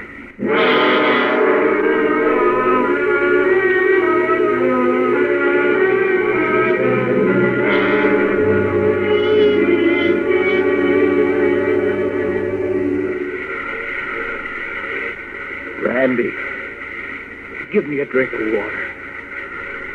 I'm thirsty. Oh, awake again? And thirsty? How about a nice, juicy Martian apple? All right, forget it. I'll die of thirst first. I'll have a hard time explaining how a prisoner came to die of thirst while in your charge. Now, John, you don't think I'll let a prisoner die. It isn't done in the world police. Oh, no, when you're weak from thirst, I'll just pour a little dream apple juice between your lips and you'll swallow automatically. It's a very easy technique. I see. You're about 8 times as rotten as I ever imagined. Trina doesn't think so. We're going to be married after your trial. You filthy space rat. If I could reach now, you... Easy, old boy, easy. You'll sprain an ankle and that chain won't break. And suppose you could reach me. I can handle you with one hand and you know it. Maybe, but if I could reach that control board... What would you do? Well, that depends on where we are. I don't mind telling you. At the moment, we're heading directly for Calypso, going to make a brief landing. A landing? On Calypso? Are you crazy? Calypso is one vast swamp. And the swamp is full of surgeon birds. I know. Charming fellows, the surgeon birds. 5 feet tall, shaped roughly like human beings, covered with feathers, and each one with eyes all around its head. Each one having 4 arms that end in 10 flexible tentacles. Rather startling to look at, but such interesting tricks they have. Tricks? Their favorite hobby is to cut up space-wrecked human beings and sew them back together again a new way. Did you read about the poor devil they gave an extra pair of arms to, salvaged from a shipmate who was killed when their scout rocket crashed on Calypso? Of course. And I actually know a space police officer who fell into their hands. Just for fun, they mixed up his taste and hearing nerves. Now when he eats sirloin steak, he hears music. And when he hears a bird chirping, he tastes chocolate ice cream. Genius, what? I know that Earth has warned them any more tricks on space-wrecked rocket men and will bomb their villages. But to actually risk landing among them... Relax, you worry too much. They promise to be good, and some of them have learned to talk English after a fashion. And they have a new hobby, raising dream apples. Dream apples on Calypso? So that's where the supply is coming. Yes, a nice secret little plantation. We're going to load aboard a supply, only, of course, the authorities back home are going to think you were smuggling them in. Oh, no, Randy. Oh, yes, Johnny boy. You're sewed up 3 ways from Sunday. You really have me, don't you? I think so. I kept hoping, but I guess I'm licked. Okay, what's the use of struggling? Give me a dream apple. I'll be happy for now anyway. Now you're being sensible. Here's a nice juicy one. Here, catch. Okay. Just right. Hey, if you throw that thing at me... I'm not going to throw it at you. I'm throwing it at that little button on the board marked full acceleration. Like this. Wait a minute. You cut in full blast velocity. I can't move. Acceleration pressure spinning me down. We'll crash on Calypso. I know it. We'll both be killed. Anyway, I'll take you with me to the world. And Trina, one last good turn. So long, Randy.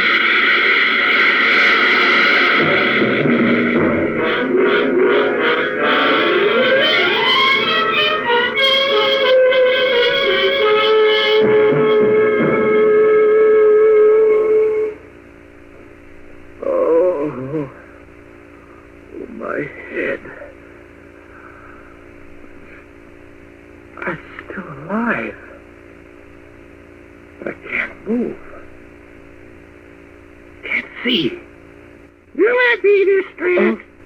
It will not hurt long. Who's that? It is Rick Real who speaks. I'm chief of the 7th village of Claybury. A surgeon bird. You are a surgeon bird, aren't you? It is the name you humans call us. Oh, no. Go away. I'm dead. I have to be dead. We hit at full acceleration. The braking rocket acted automatically, cushioned your fall. But you are dying. Accept Rick Will's regret. Randy, the other man. What about him? He is dead. His brain was badly injured. I see. Now, I'm in bad shape? Your body is crushed. Rick Will is so sorry, but it will not hurt long. Rick will ease the pain. Sleep, Earthman. Sleep. Sleep.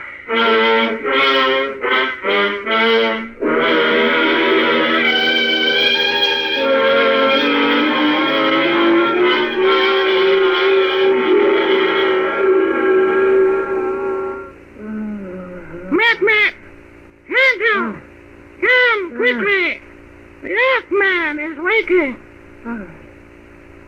I've slept a long time. Good Lord. Surgeon birds. 3 of them. Do not be afraid. You're well. You've slept for 27 Earth days. 7 days? But I was dying. You said I was badly crushed. We saved you. Please accept apology. Rick Real, very sorry. Sorry. You saved my life. We break the law. We operate on you. As long as you saved my life, I'm not complaining. But what about the other man? He's dead. We could not save him. The brain, it was injured. So I'm alive, and Randy is dead. But I'm still framed into a murder charge. Excuse. We must hurry away. The rocket is landing. We are going to hide. We do not want to be punished. But I tell you, you won't be punished for saving my life. You will be angry. So we must hide. We will put you to sleep until your friends come. But listen, I'm not... you cannot tell where we hide. So we will not be punished. Apology, please. The temptation was too great. Never before has such an operation been tried. Look, you don't make sense. Goodbye. So sorry we saved life. Please accept apology. Sleep now, Earthman. Sleep. But if you'd only listen to me. If you'd only...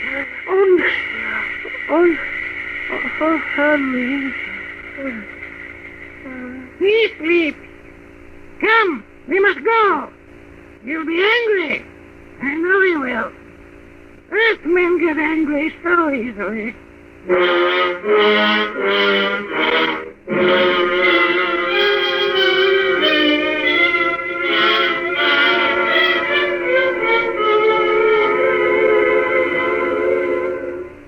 Lieutenant Morgan, wake up. Wake up, Lieutenant. Wake up. That's it. What? You're coming out of it. How do you feel? You're Captain Phillips of the World Police. I know you. Of course you do. You ought to. I'm your superior officer. My superior officer? Of course. What's wrong, Randy? Well, don't you remember that you're Lieutenant Randy Morgan? Me? Randy Morgan? Look, are you crazy or am I? I'm John Mallowan. You're the one who's crazy. Mallowan is dead. John Mallowan dead? But we found his grave outside when we landed an hour ago. Been searching for your rocket for days, you know. You found John Mallowan's grave? You're sure? Of course. We checked. He all right. Badly smashed up from the crash, though. But it was me who was badly smashed up. I remember. Good Lord. Good Lord, my hands. But these aren't my hands. You're still groggy, Randy. I understand. It must have been rough. My face. My hands. They're Randy's. I better call the doctor and have him give you a sedative, Randy. You're in bad shape. It may be a form of amnesia. No, wait. It was those surgeon birds. Do you realize what they've done? From the evidence, operated on you and saved your life. So this time, I guess we won't punish them. No, but more than that, Captain Phillips, could I have just a couple of minutes to pull myself together? Then I'll be all right, I promise you. Of course, Randy. I'll bring you a drink. You can use one. Yeah. I'll be back in a minute. These hands, Randy's hands. My face. My body. Randy's face. His body. I'm Randy now. Me, John Mallowan. Those surgeon birds, they found my body smashed, his brain damaged. They couldn't resist an experiment. They put my brain in Randy's body. So now I'm Lieutenant Randy Morgan, and John Mallowan, framed into an airtight murder charge, is dead. The case is closed. I guess I've got to be Randy from here on. I'll resign from the World Police. Feeling better, Randy? Here's some whiskey. It'll do you good. Well, thanks.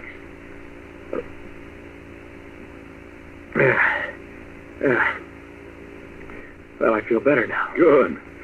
For a minute, I was worried about you. Oh, by the way, there's a call from Earth waiting for you. I brought the field transmitter. You can talk to her here in private if you want. To her? I think you know whom I mean. I'll be outside. Well, bring the transmitter along when you're through. Certainly, sir. Hello? Oh, Randy. Randy, darling, are you all right? Trina.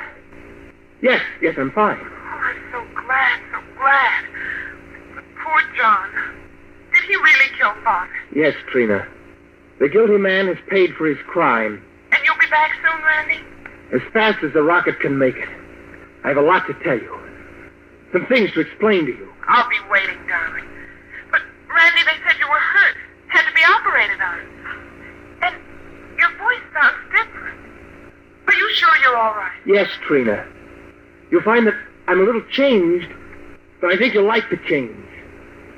The operation was a great success.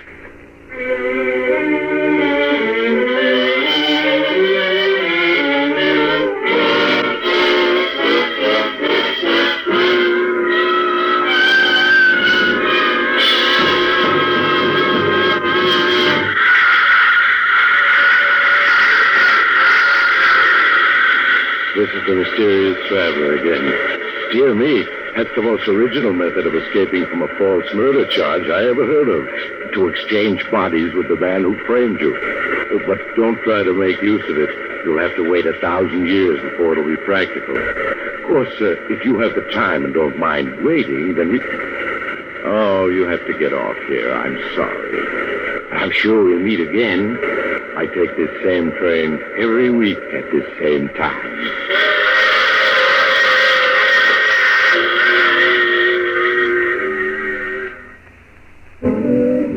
You have just heard The Mysterious Traveler. Now you can enjoy other tense and exciting stories of The Mysterious Traveler in the current issue of The Mysterious Traveler magazine, now available. In our cast with Chuck Webster, Gene Carson, Sidney Paul, and Robert Donnelly, with Maurice Tarplin starred in the title role. Music is under the direction of Emerson Buckley, composed by Richard Hugh Page. All characters in our story were fictitious. Any resemblance to actual persons in name or otherwise is purely coincidental. Bill Tonkin speaking. This program came to you from New York and was transcribed.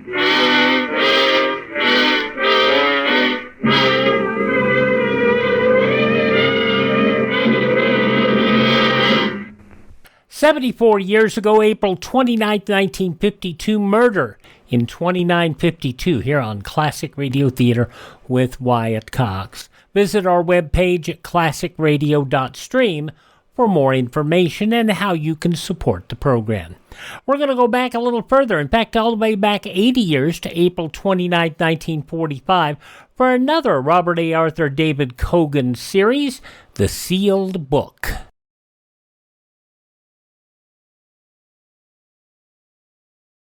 This is Dennis James, in the Office of Civil and Defense Mobilization, who has a message for you about the importance of a home shelter for survival in the nuclear age. After a nuclear attack, any kind of cover will offer you some protection from radioactive fallout. An ordinary frame house will cut the radiation danger in half. For greater safety during an attack, get on the ground floor, away from doors or windows. A basement shelter offers even more protection, and an underground shelter with 3 feet of earth over it will give almost complete fallout protection. Give your family the best possible protection. Prepare a fallout shelter now. Free plans are available for building home shelters. Write to Post Office Box, Home Shelter, Battle Creek, Michigan, or contact your local Civil Defense office. We continue now on Classic Radio Theater with Wyatt Cox with another episode of a series from Robert A. Arthur and David Cogan, The Sealed Book. This goes back 80 years to April 29, 1945, and The Accusing Corpse.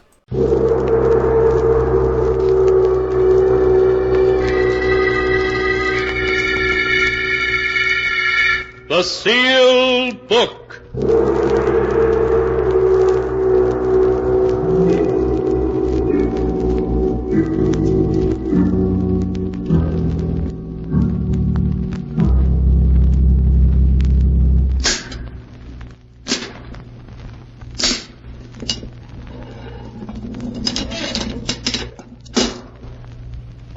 Once again, the keeper of the book has opened the ponderous door to the secret vault, wherein is kept the great sealed book, in which is recorded all the secrets and mysteries of mankind through the ages. Here are tales of every kind, tales of murder, of madness, of dark deeds, strange and terrible beyond all belief. Keeper of the book, I would know what tale we tell this time. Open the great book and let us read. Slowly, the great book opens.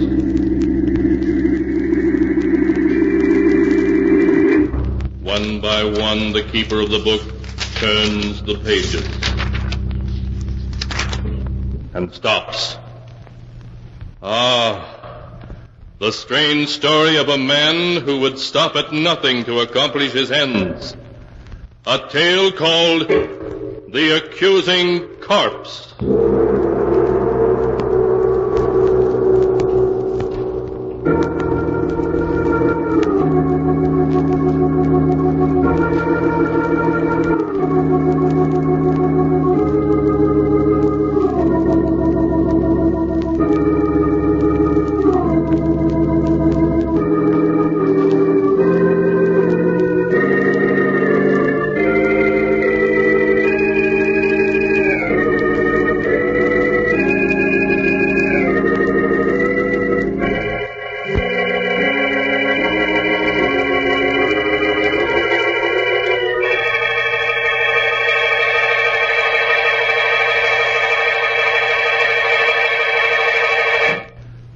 Here is the tale, The Accusing Corpse, as it is written in the pages of the sealed book.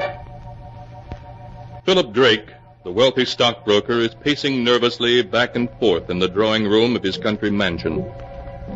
His face becomes pale as Vivian, his wife, enters the drawing room, a suitcase in one hand. Well, Philip, I'm all packed and ready to leave. I do hope Vivian, that how can you do this to me? You know I love you, that I'd do anything to make you happy. Oh, Philip, let's not go over that again. Oh, please, darling, don't leave. At least not until your brother Roger's arrived and had a chance to talk to you. He'll be here any minute. Oh, nothing that righteous brother of mine can say will change my mind. Now, would you mind lending me your car to get to town? Vivian, if you leave me, you won't get a cent. Not a cent, you hear?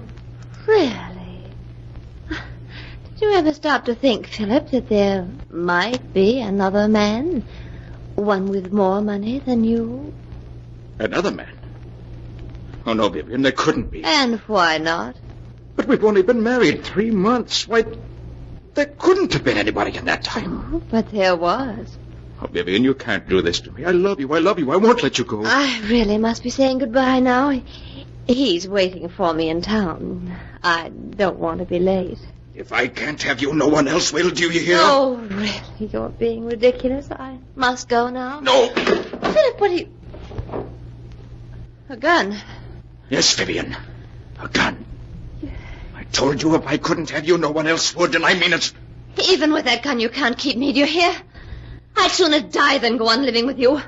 I'm going, and you're not going to... Oh,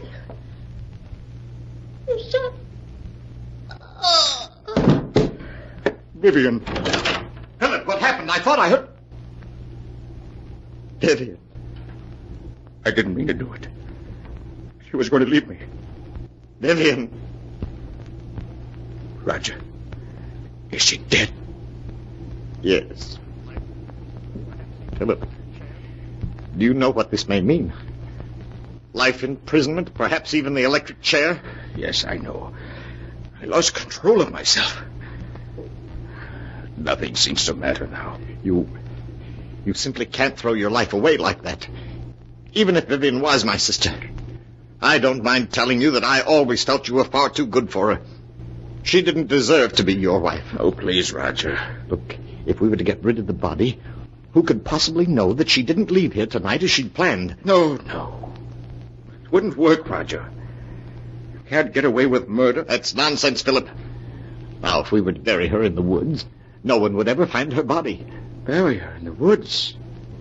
I couldn't do that. Philip, you must let me handle this.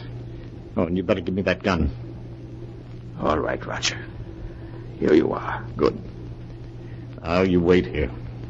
I'm going to get rid of the body.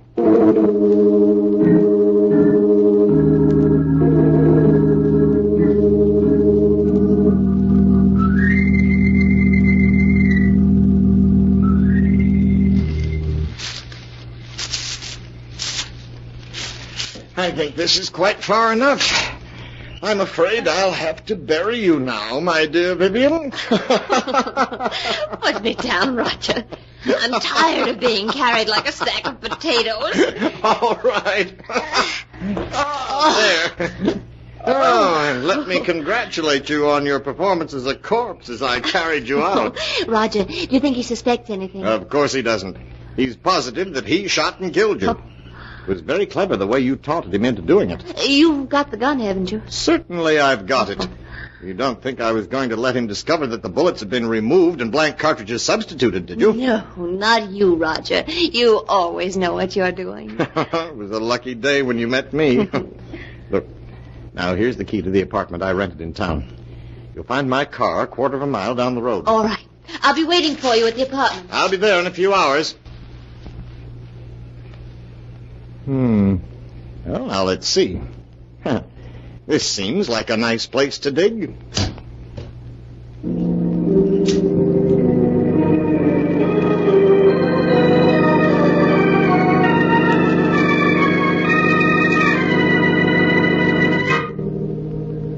The next morning, Roger called on Philip at his office. And finding Philip very nervous, reassured him that he had hidden poor Vivian's grave carefully. When Philip expressed his gratitude for Roger's help, Roger suggested that Philip could do him a favor in return by lending him $20,000 to swing a business deal. Philip was startled, but after a moment's hesitation, wrote out a check. As he wrote it, Roger smiled. Things were working out just as he'd planned. Roger, did you get it? Well, what does this look like? Oh, darling, that's wonderful. Now we can clear out. What? Roger, there isn't 100,000 here. Why, no, dear. I only got 20,000 from it. But we were after 100,000. Why didn't you get it all this morning when you saw him? My dear Vivian, it simply isn't done that way.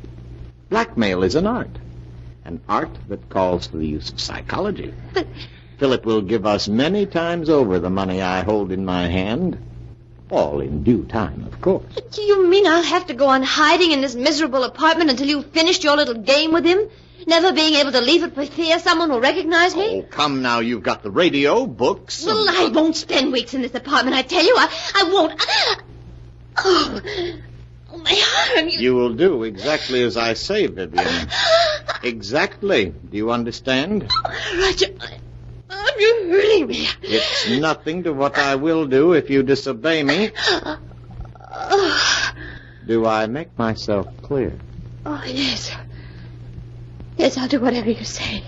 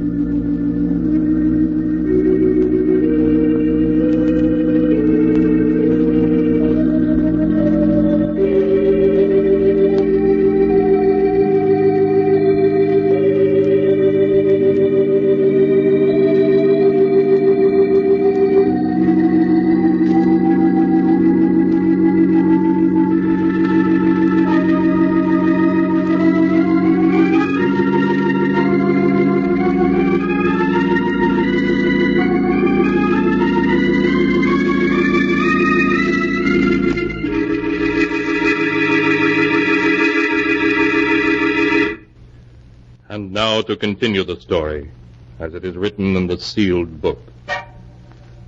A week passed. A week in which Roger patiently bided his time. For time he knew was working on his side against Philip. Then one morning he called on Philip at his office. Good morning, Philip. How are you? How do you expect me to be? This past week I've been able to think of nothing but Vivian. What happened that night? Philip, you must stop brooding over it. Whatever happened was her fault, not yours. Yes, you're right. Perhaps what I need is a vacation. Of course. A trip would do you a world of good. And if I could afford it, I'd go along with you. You mean you haven't any money? I'm afraid not, Philip. That's what I've come to see you about. I must have $40,000 at once. 40,000? Yes. If I don't get the 40,000, it may mean prison for me. You wouldn't want to see that happen, would you? No, of course not. After all, Philip, I saved you from prison. In fact, I made myself an accomplice to Vivian's murder by not turning you over to the police. Yes, I know, but... You could hardly expect me to remain loyal to you if you weren't willing to help me, could you? I see. Seems I haven't any choice. Very well, Roger.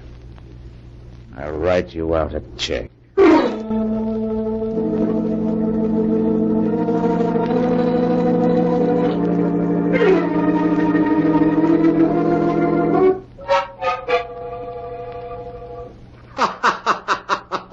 Take a look at this, Vivian. $40,000 in cash. Oh, darling. Wasn't this worth staying in hiding for? And there's plenty more where this came from. What? Oh, who could that be? You better get behind that screen. All right, Roger. Yes? COD for Miss Brown. Comes to $64. You must be mistaken. There's no Miss Brown here. Well, this is the address she gave. It's in care of Mr. Roger Martinson. That your name? Well, yes, but I The don't... packages are for me, Roger. How much did you say the COD was? $64, miss. Oh, yeah. Here you are. Thank you, miss. Here's your receipt. Bye. Bye. When did you buy those clothes? This morning? You mean you went out shopping in spite of what I told you? Well, I was sick of being cooped up in this apartment day and night. I had to do something for a change. And what of my plans? You risked everything with so much at stake. Roger, stop looking at me like that. I tell you I couldn't stand being cooped up in this apartment any longer. And if you don't get the rest of the money at once so that we can clear out, I'll go shopping whenever I feel like it. You can't make... You'll do exactly as I say. I won't allow anything or anyone to interfere with my plans. I've worked every step out perfectly, and there isn't going to be any slip-up.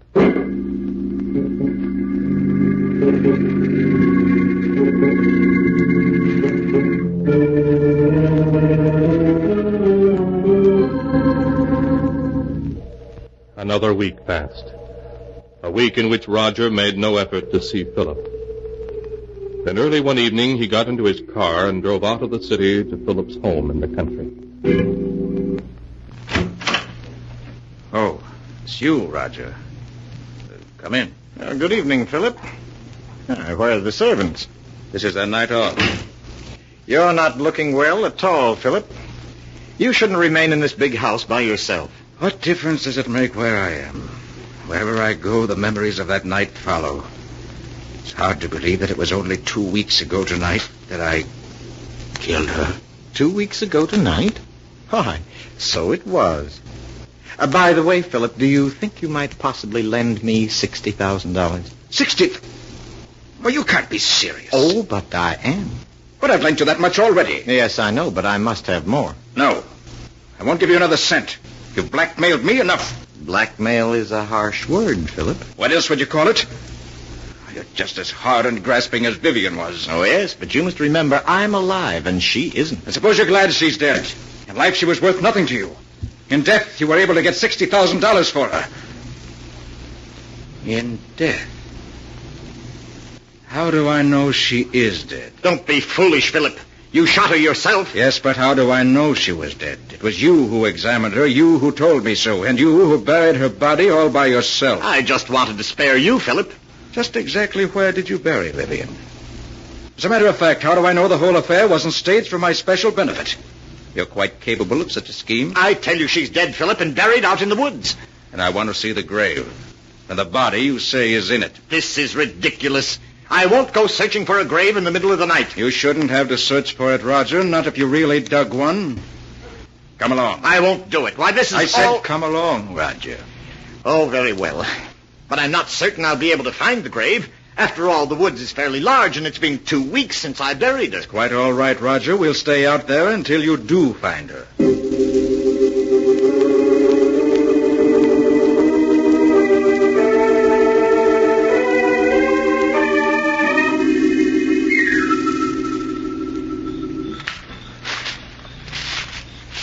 The grave is someplace around here, I'm certain of it, but perhaps we ought to come back in the daytime. It might be easier to find it then. I know, Roger. You shouldn't have any trouble finding it now. If it exists. It does exist, I tell you.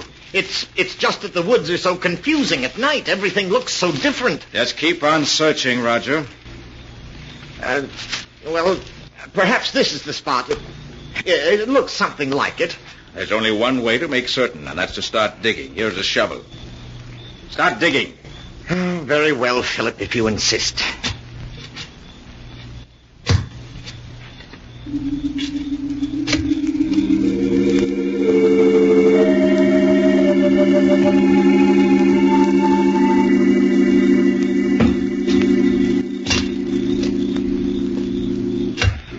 Well, Roger, you've been digging for 20 minutes now, and you haven't uncovered a body. You're a great actor. But I'm afraid this time you've overplayed your role. What do you mean? Vivian isn't dead, and there's no use pretending she is.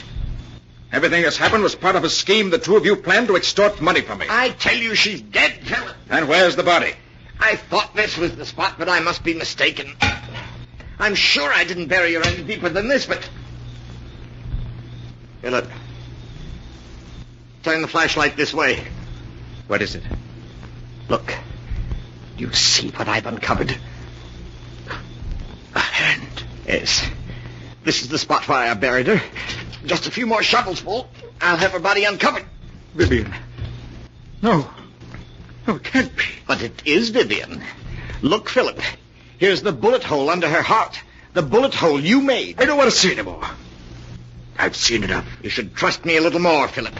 Everything I did was for your own good. After all, you don't want to go to the electric chair, do you? I don't care what happens anymore. I can't stand having her death on my conscience any longer. I'm going to call the police. Don't be a fool, Philip. You know it can mean the electric chair. I'll take my chances. Anything's better than going on living the way I have these past 2 weeks. I'm going back to the house and call the police. Philip, come back! Philip!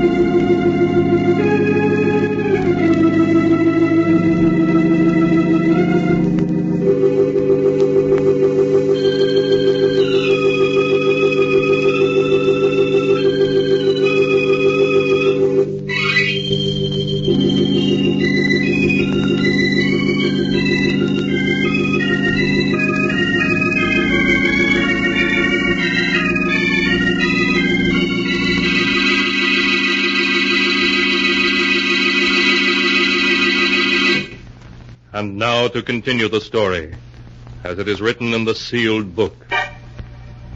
After Philip and Roger had dug up Vivian's body, with the bullet hole through the heart, Philip decided that the only thing left for him was to call the police and confess. So, in spite of Roger's protests, he rushed back to the house. Operator, Philip, wait. Don't do anything foolish. You cut me off. Take your hand off the phone, Roger. All I want you to do is to listen to me for a few minutes. Then if you still want to call the police, you can. Now, please, put the receiver down, Philip. That's it. What do you want to tell me? Well, do you mind if I mix myself a drink first? It's been a rather difficult evening. Very well. What about one for you? You look as though you could stand a drink. No, thank you. Nonsense now. It'll do you good.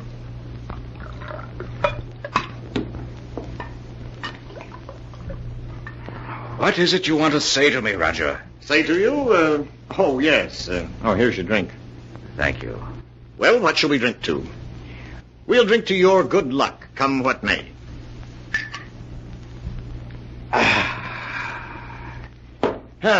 There, I feel a good deal better. All right, now we've had a drink. What have you got to say? Oh, yes. What I wanted to say was, I never let anything interfere with my plans, Philip. I can't allow you to go to the police, and therefore you shan't. It would spoil my plans. It would it? But I'd like to see you stop me. I have, Philip. In a very little while, in fact, in just a few seconds, you'll be dead. Dead? What do you say? Yes, Philip.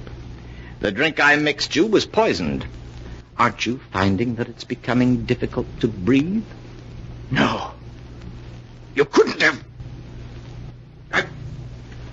My throat... It burns. Yes, I know, but it'll all be over in a matter of seconds. Now I see it all. You murdered her. Yes, Philip. Just a week ago tonight. She died according to plan. I'll call the police.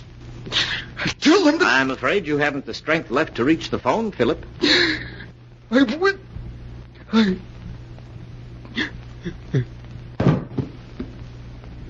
You and Vivian never had a chance, Philip. I had things worked out perfectly, down to the smallest detail. Hello, operator. Operator, please connect me with the police.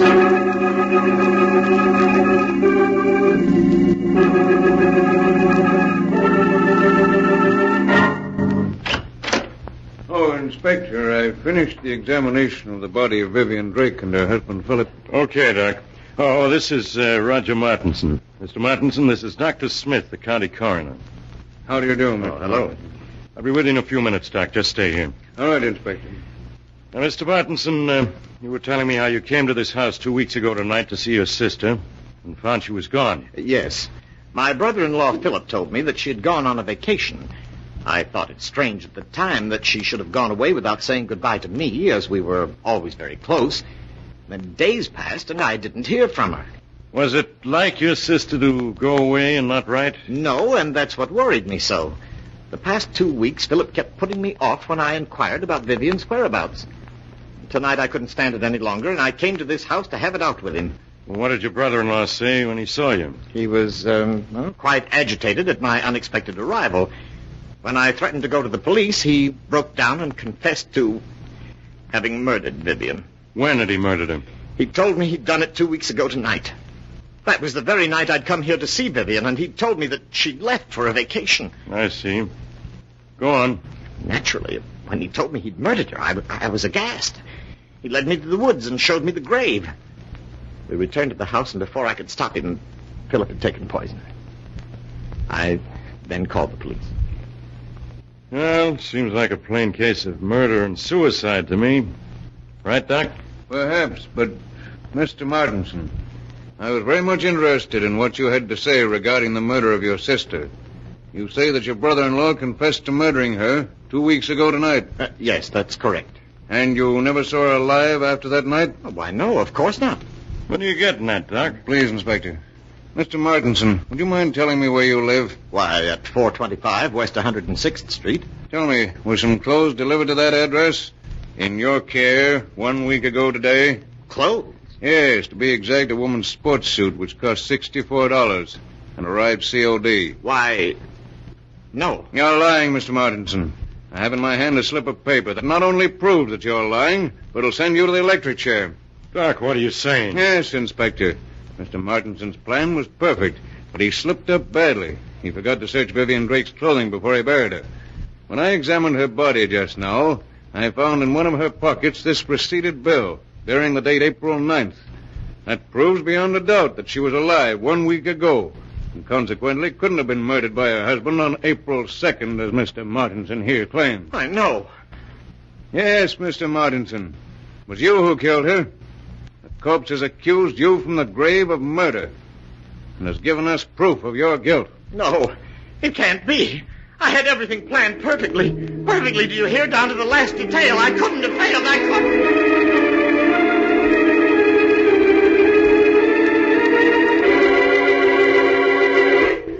But Roger Martinson had failed. And all because of a mere sales slip that was found in a corpse's pocket. A dated sales slip that gave the lie to his testimony and sent him to the electric chair. For murder is always without, though it takes the dead themselves to tell of it.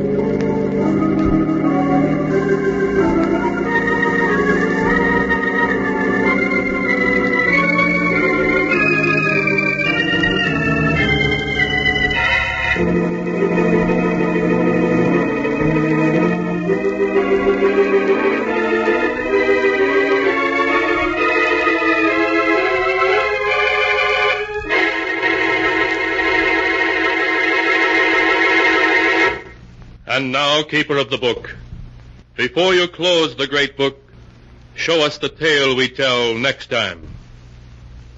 This one? Ah, yes. An incredible story about a young married couple who bought an old New England colonial house. A house that was cursed. Cursed with the evil spirit of a dead woman. A tale called Stranger in the House.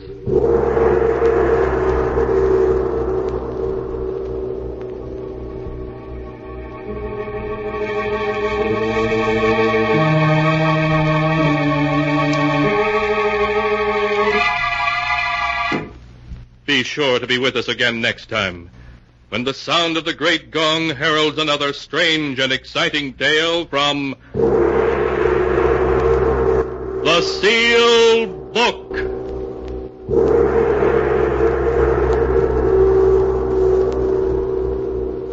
The Sealed Book, written by Bob Arthur and David Cogan, is produced and directed by Jock McGregor.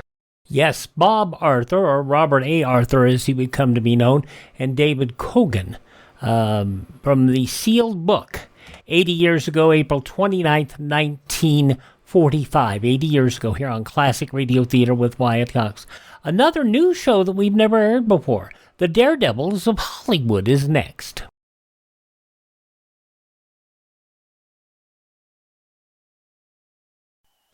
This is Dennis James.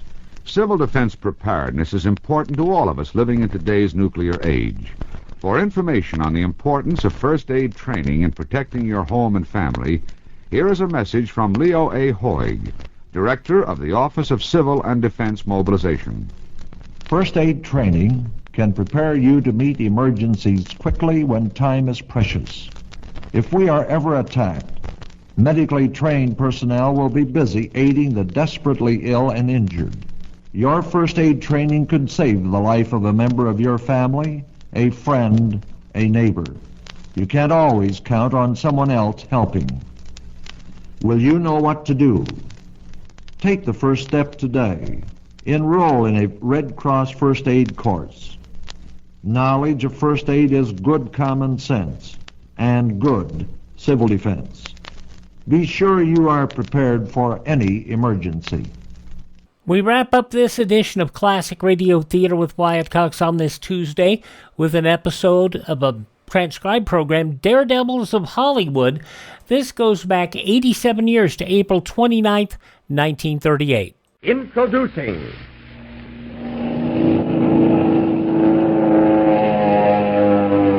the Daredevils of Hollywood.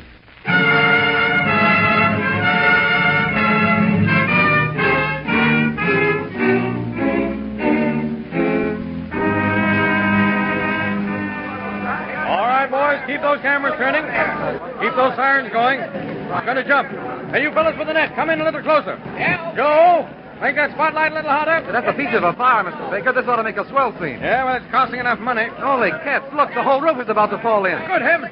Jump, Bill, jump. Look out. Right. There he comes. Steady with the net men.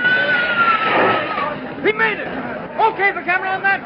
Okay, here, show we got it. It's okay for me. Print that one. Say, that was a sweet jump, Bill. You got out just in time. You all right? Oh, sure. Sure, I'm okay. That's all for tonight. Call for 8 o'clock in the morning, everybody. Stage 9. From the motion picture capital of the world, we bring you the thrilling true-life experiences of those men behind the scenes. Those daring, unsung heroes whose breathtaking adventures on the screen have thrilled millions, whose daily jobs bring them face to face with death. Those men who comprise the strangest fraternity on earth. The Suicide Squad. The movie stuntmen. The Daredevils of Hollywood. Ladies and gentlemen, in bringing you this copyrighted feature, we are privileged to have as our guest one of the top-notch stuntmen of Hollywood, Cliff Lyons. It is through his cooperation that we are able to reenact some of the highlights of his dangerous profession. The thrilling scenes you are about to hear are his own actual experiences. Cliff Lyons is here in the studio right now. And later in the program, we will bring him to the microphone. But first, let us learn something of his job. It is a beautiful afternoon in 1924. The Ben Wilson Company is on location near Inglewood, California. They have been shooting scenes all day, but the big moment is about to arrive. The story calls for a very dangerous scene, and the man who is to do that scene, Cliff Lyons, is just coming on the location set. Francis Ford, the director, greets him. Well, hi, Cliff. Hello, Mr. Ford. See, you're just about on time. We're almost ready for your scene. Okay, what's the gag?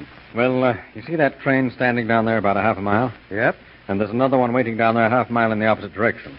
Now, we're going to start this train coming toward us. You're supposed to drive a car along the highway there, parallel with the tracks. I see. Now, the train will beat your car to the crossing by about 50 feet. So you turn down the tracks and run alongside the train. I get it. You mean drive between the double tracks with the train? That's right. Now, the idea is to transfer from the car to the train. You just crawl through a window in the coach and let the car go. Yeah, I see. But what about the other car? Well, now, that'll be coming from the opposite direction on the other track. Your job is to get through that window just before the two trains meet. Okay, that's good enough for me, but that car, it's going to be a mess. Yes, it'll fold up like an accordion between the trains, but let's hope you're out of it by that time. We're ready for the test with the trains, Mr. Ford. All right, I'm right with you. Well, Cliff, you all set? Yeah, but there's a little timing I want to do first. Okay. But be sure your watch doesn't stop.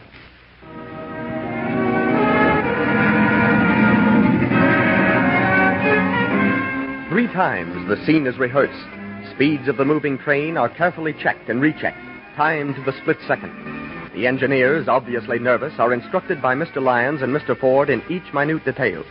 Everyone is stationed at his post. Cameras are set. Tension dominates the scene. The slightest mistake will cost a human life. Far apart, facing each other, the two trains stand motionless, puffing like two spirited horses, tense with apprehension. While far down the highway, Cliff Lyons, calmly, almost nonchalantly, crawls into the car and sits relaxed, awaiting the signal to start. The director is giving last-minute instructions. Okay, we're ready to shoot. Everybody on his toes. This is a take. This is the picture. All ready, everybody? Yeah, we're all set, Mr. Ford. All right. Give him the signal.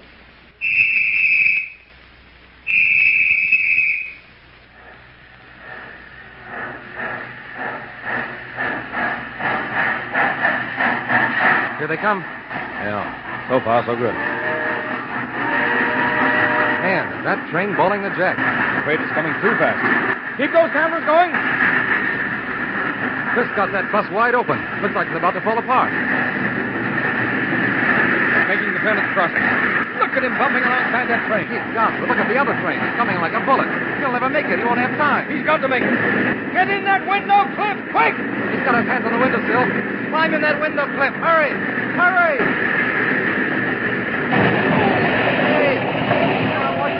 If that boy's alive, it's a miracle. Come on, let's run down there.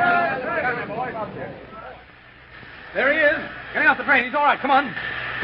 Was that all right, Mr. Ford? Did you get a good shot? I'll say we got a shot. We lost 2 cameras in the crash, but we got a beauty with the other one. I thought you were a goner for a minute. Whew. That was too close. Yeah, it was plenty close, all right. I guess those engineers got excited. They were a little heavy on the throttle.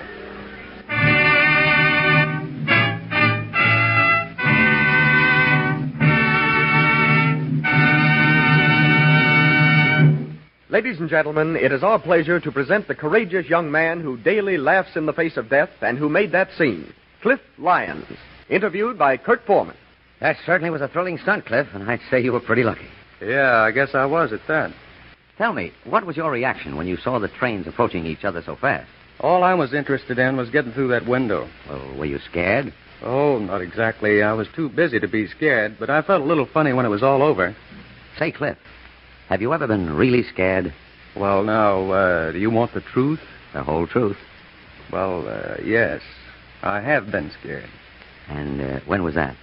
Right now. You mean this microphone? Yeah, it's almost got me. Well, I wouldn't let that get you down. Now, you do all kinds of stunts, don't you? That's right, but my favorite is horse stunts. You know, high jumps, falls, and dives into water on horseback, things like that. Did you ever have any close calls while doing these stunts? Yes, I have. I remember once on a stagecoach gag. Just a minute. Did you say gag? Yeah, we call them gags. Well, this stagecoach was supposed to run down a steep mountain road. And on a sharp curve, the horse is to break loose and make a turn while the stagecoach goes over the embankment, drops about 200 feet. I'm supposed to drive, but have we got time to hear about it? We certainly have, Cliff, and we're going to hear about it in just a moment. But first, a word from our sponsor. Okay, Cliff, now let's hear about that stagecoach gag. Well, it was down on location at Calabasas, California. That's about 20 miles from Hollywood. Johnny Mac Brown was making a Western picture. Henry McRae, the director, was explaining to me how the gag worked. I see, Cliff. We've got an airplane cable tied to the DoubleTree. And when the coach gets the turn, we'll pull the cable and release the horses. And that's when I jump, huh? Right. But don't hesitate. That hack is going to sail off into space like a bird. Okay, I'm ready. Okay, boys. We're ready to go. Sure. Roll 'em. Go ahead, Cliff.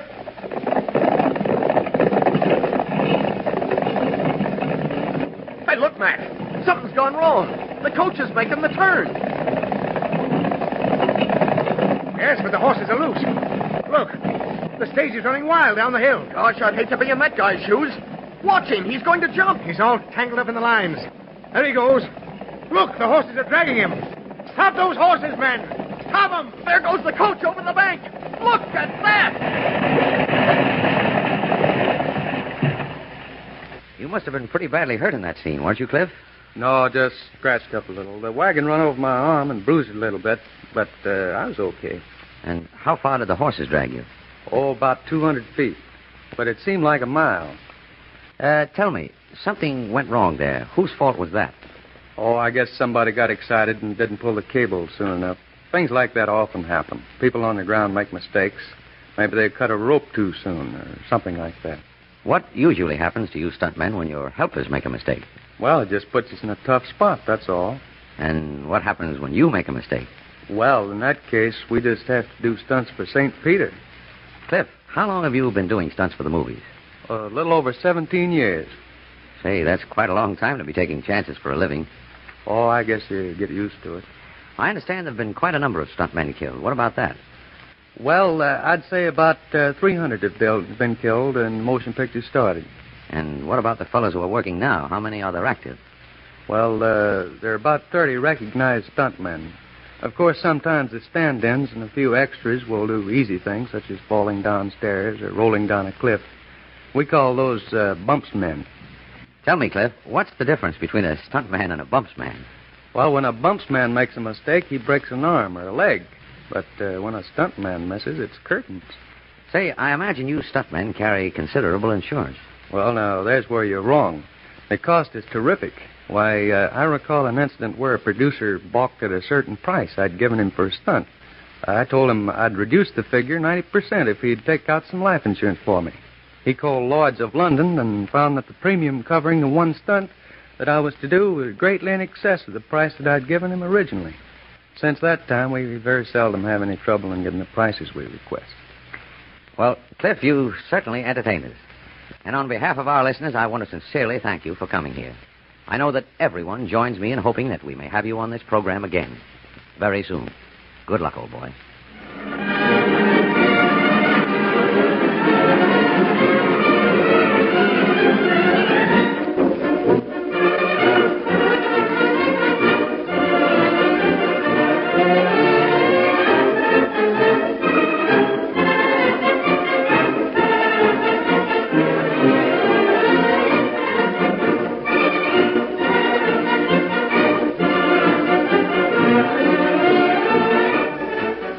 87 years ago, April 29th, 1938, Daredevils of Hollywood, here on Classic Radio Theater with Wyatt Cox. Make sure you join us on our Wednesday program with Danger, with I Was a Communist for the FBI, starring Dana Andrews, Boston Blackie, starring Dick Kollmer, Vincent Price, starring as the Saint, an episode of Calling All Cars from 90 years ago, and Mrs. Eleanor Roosevelt with her own show. That'll be coming up on our next program on Wednesday. Thanks for being with us here on Classic Radio Theater. I'm Wyatt Cox.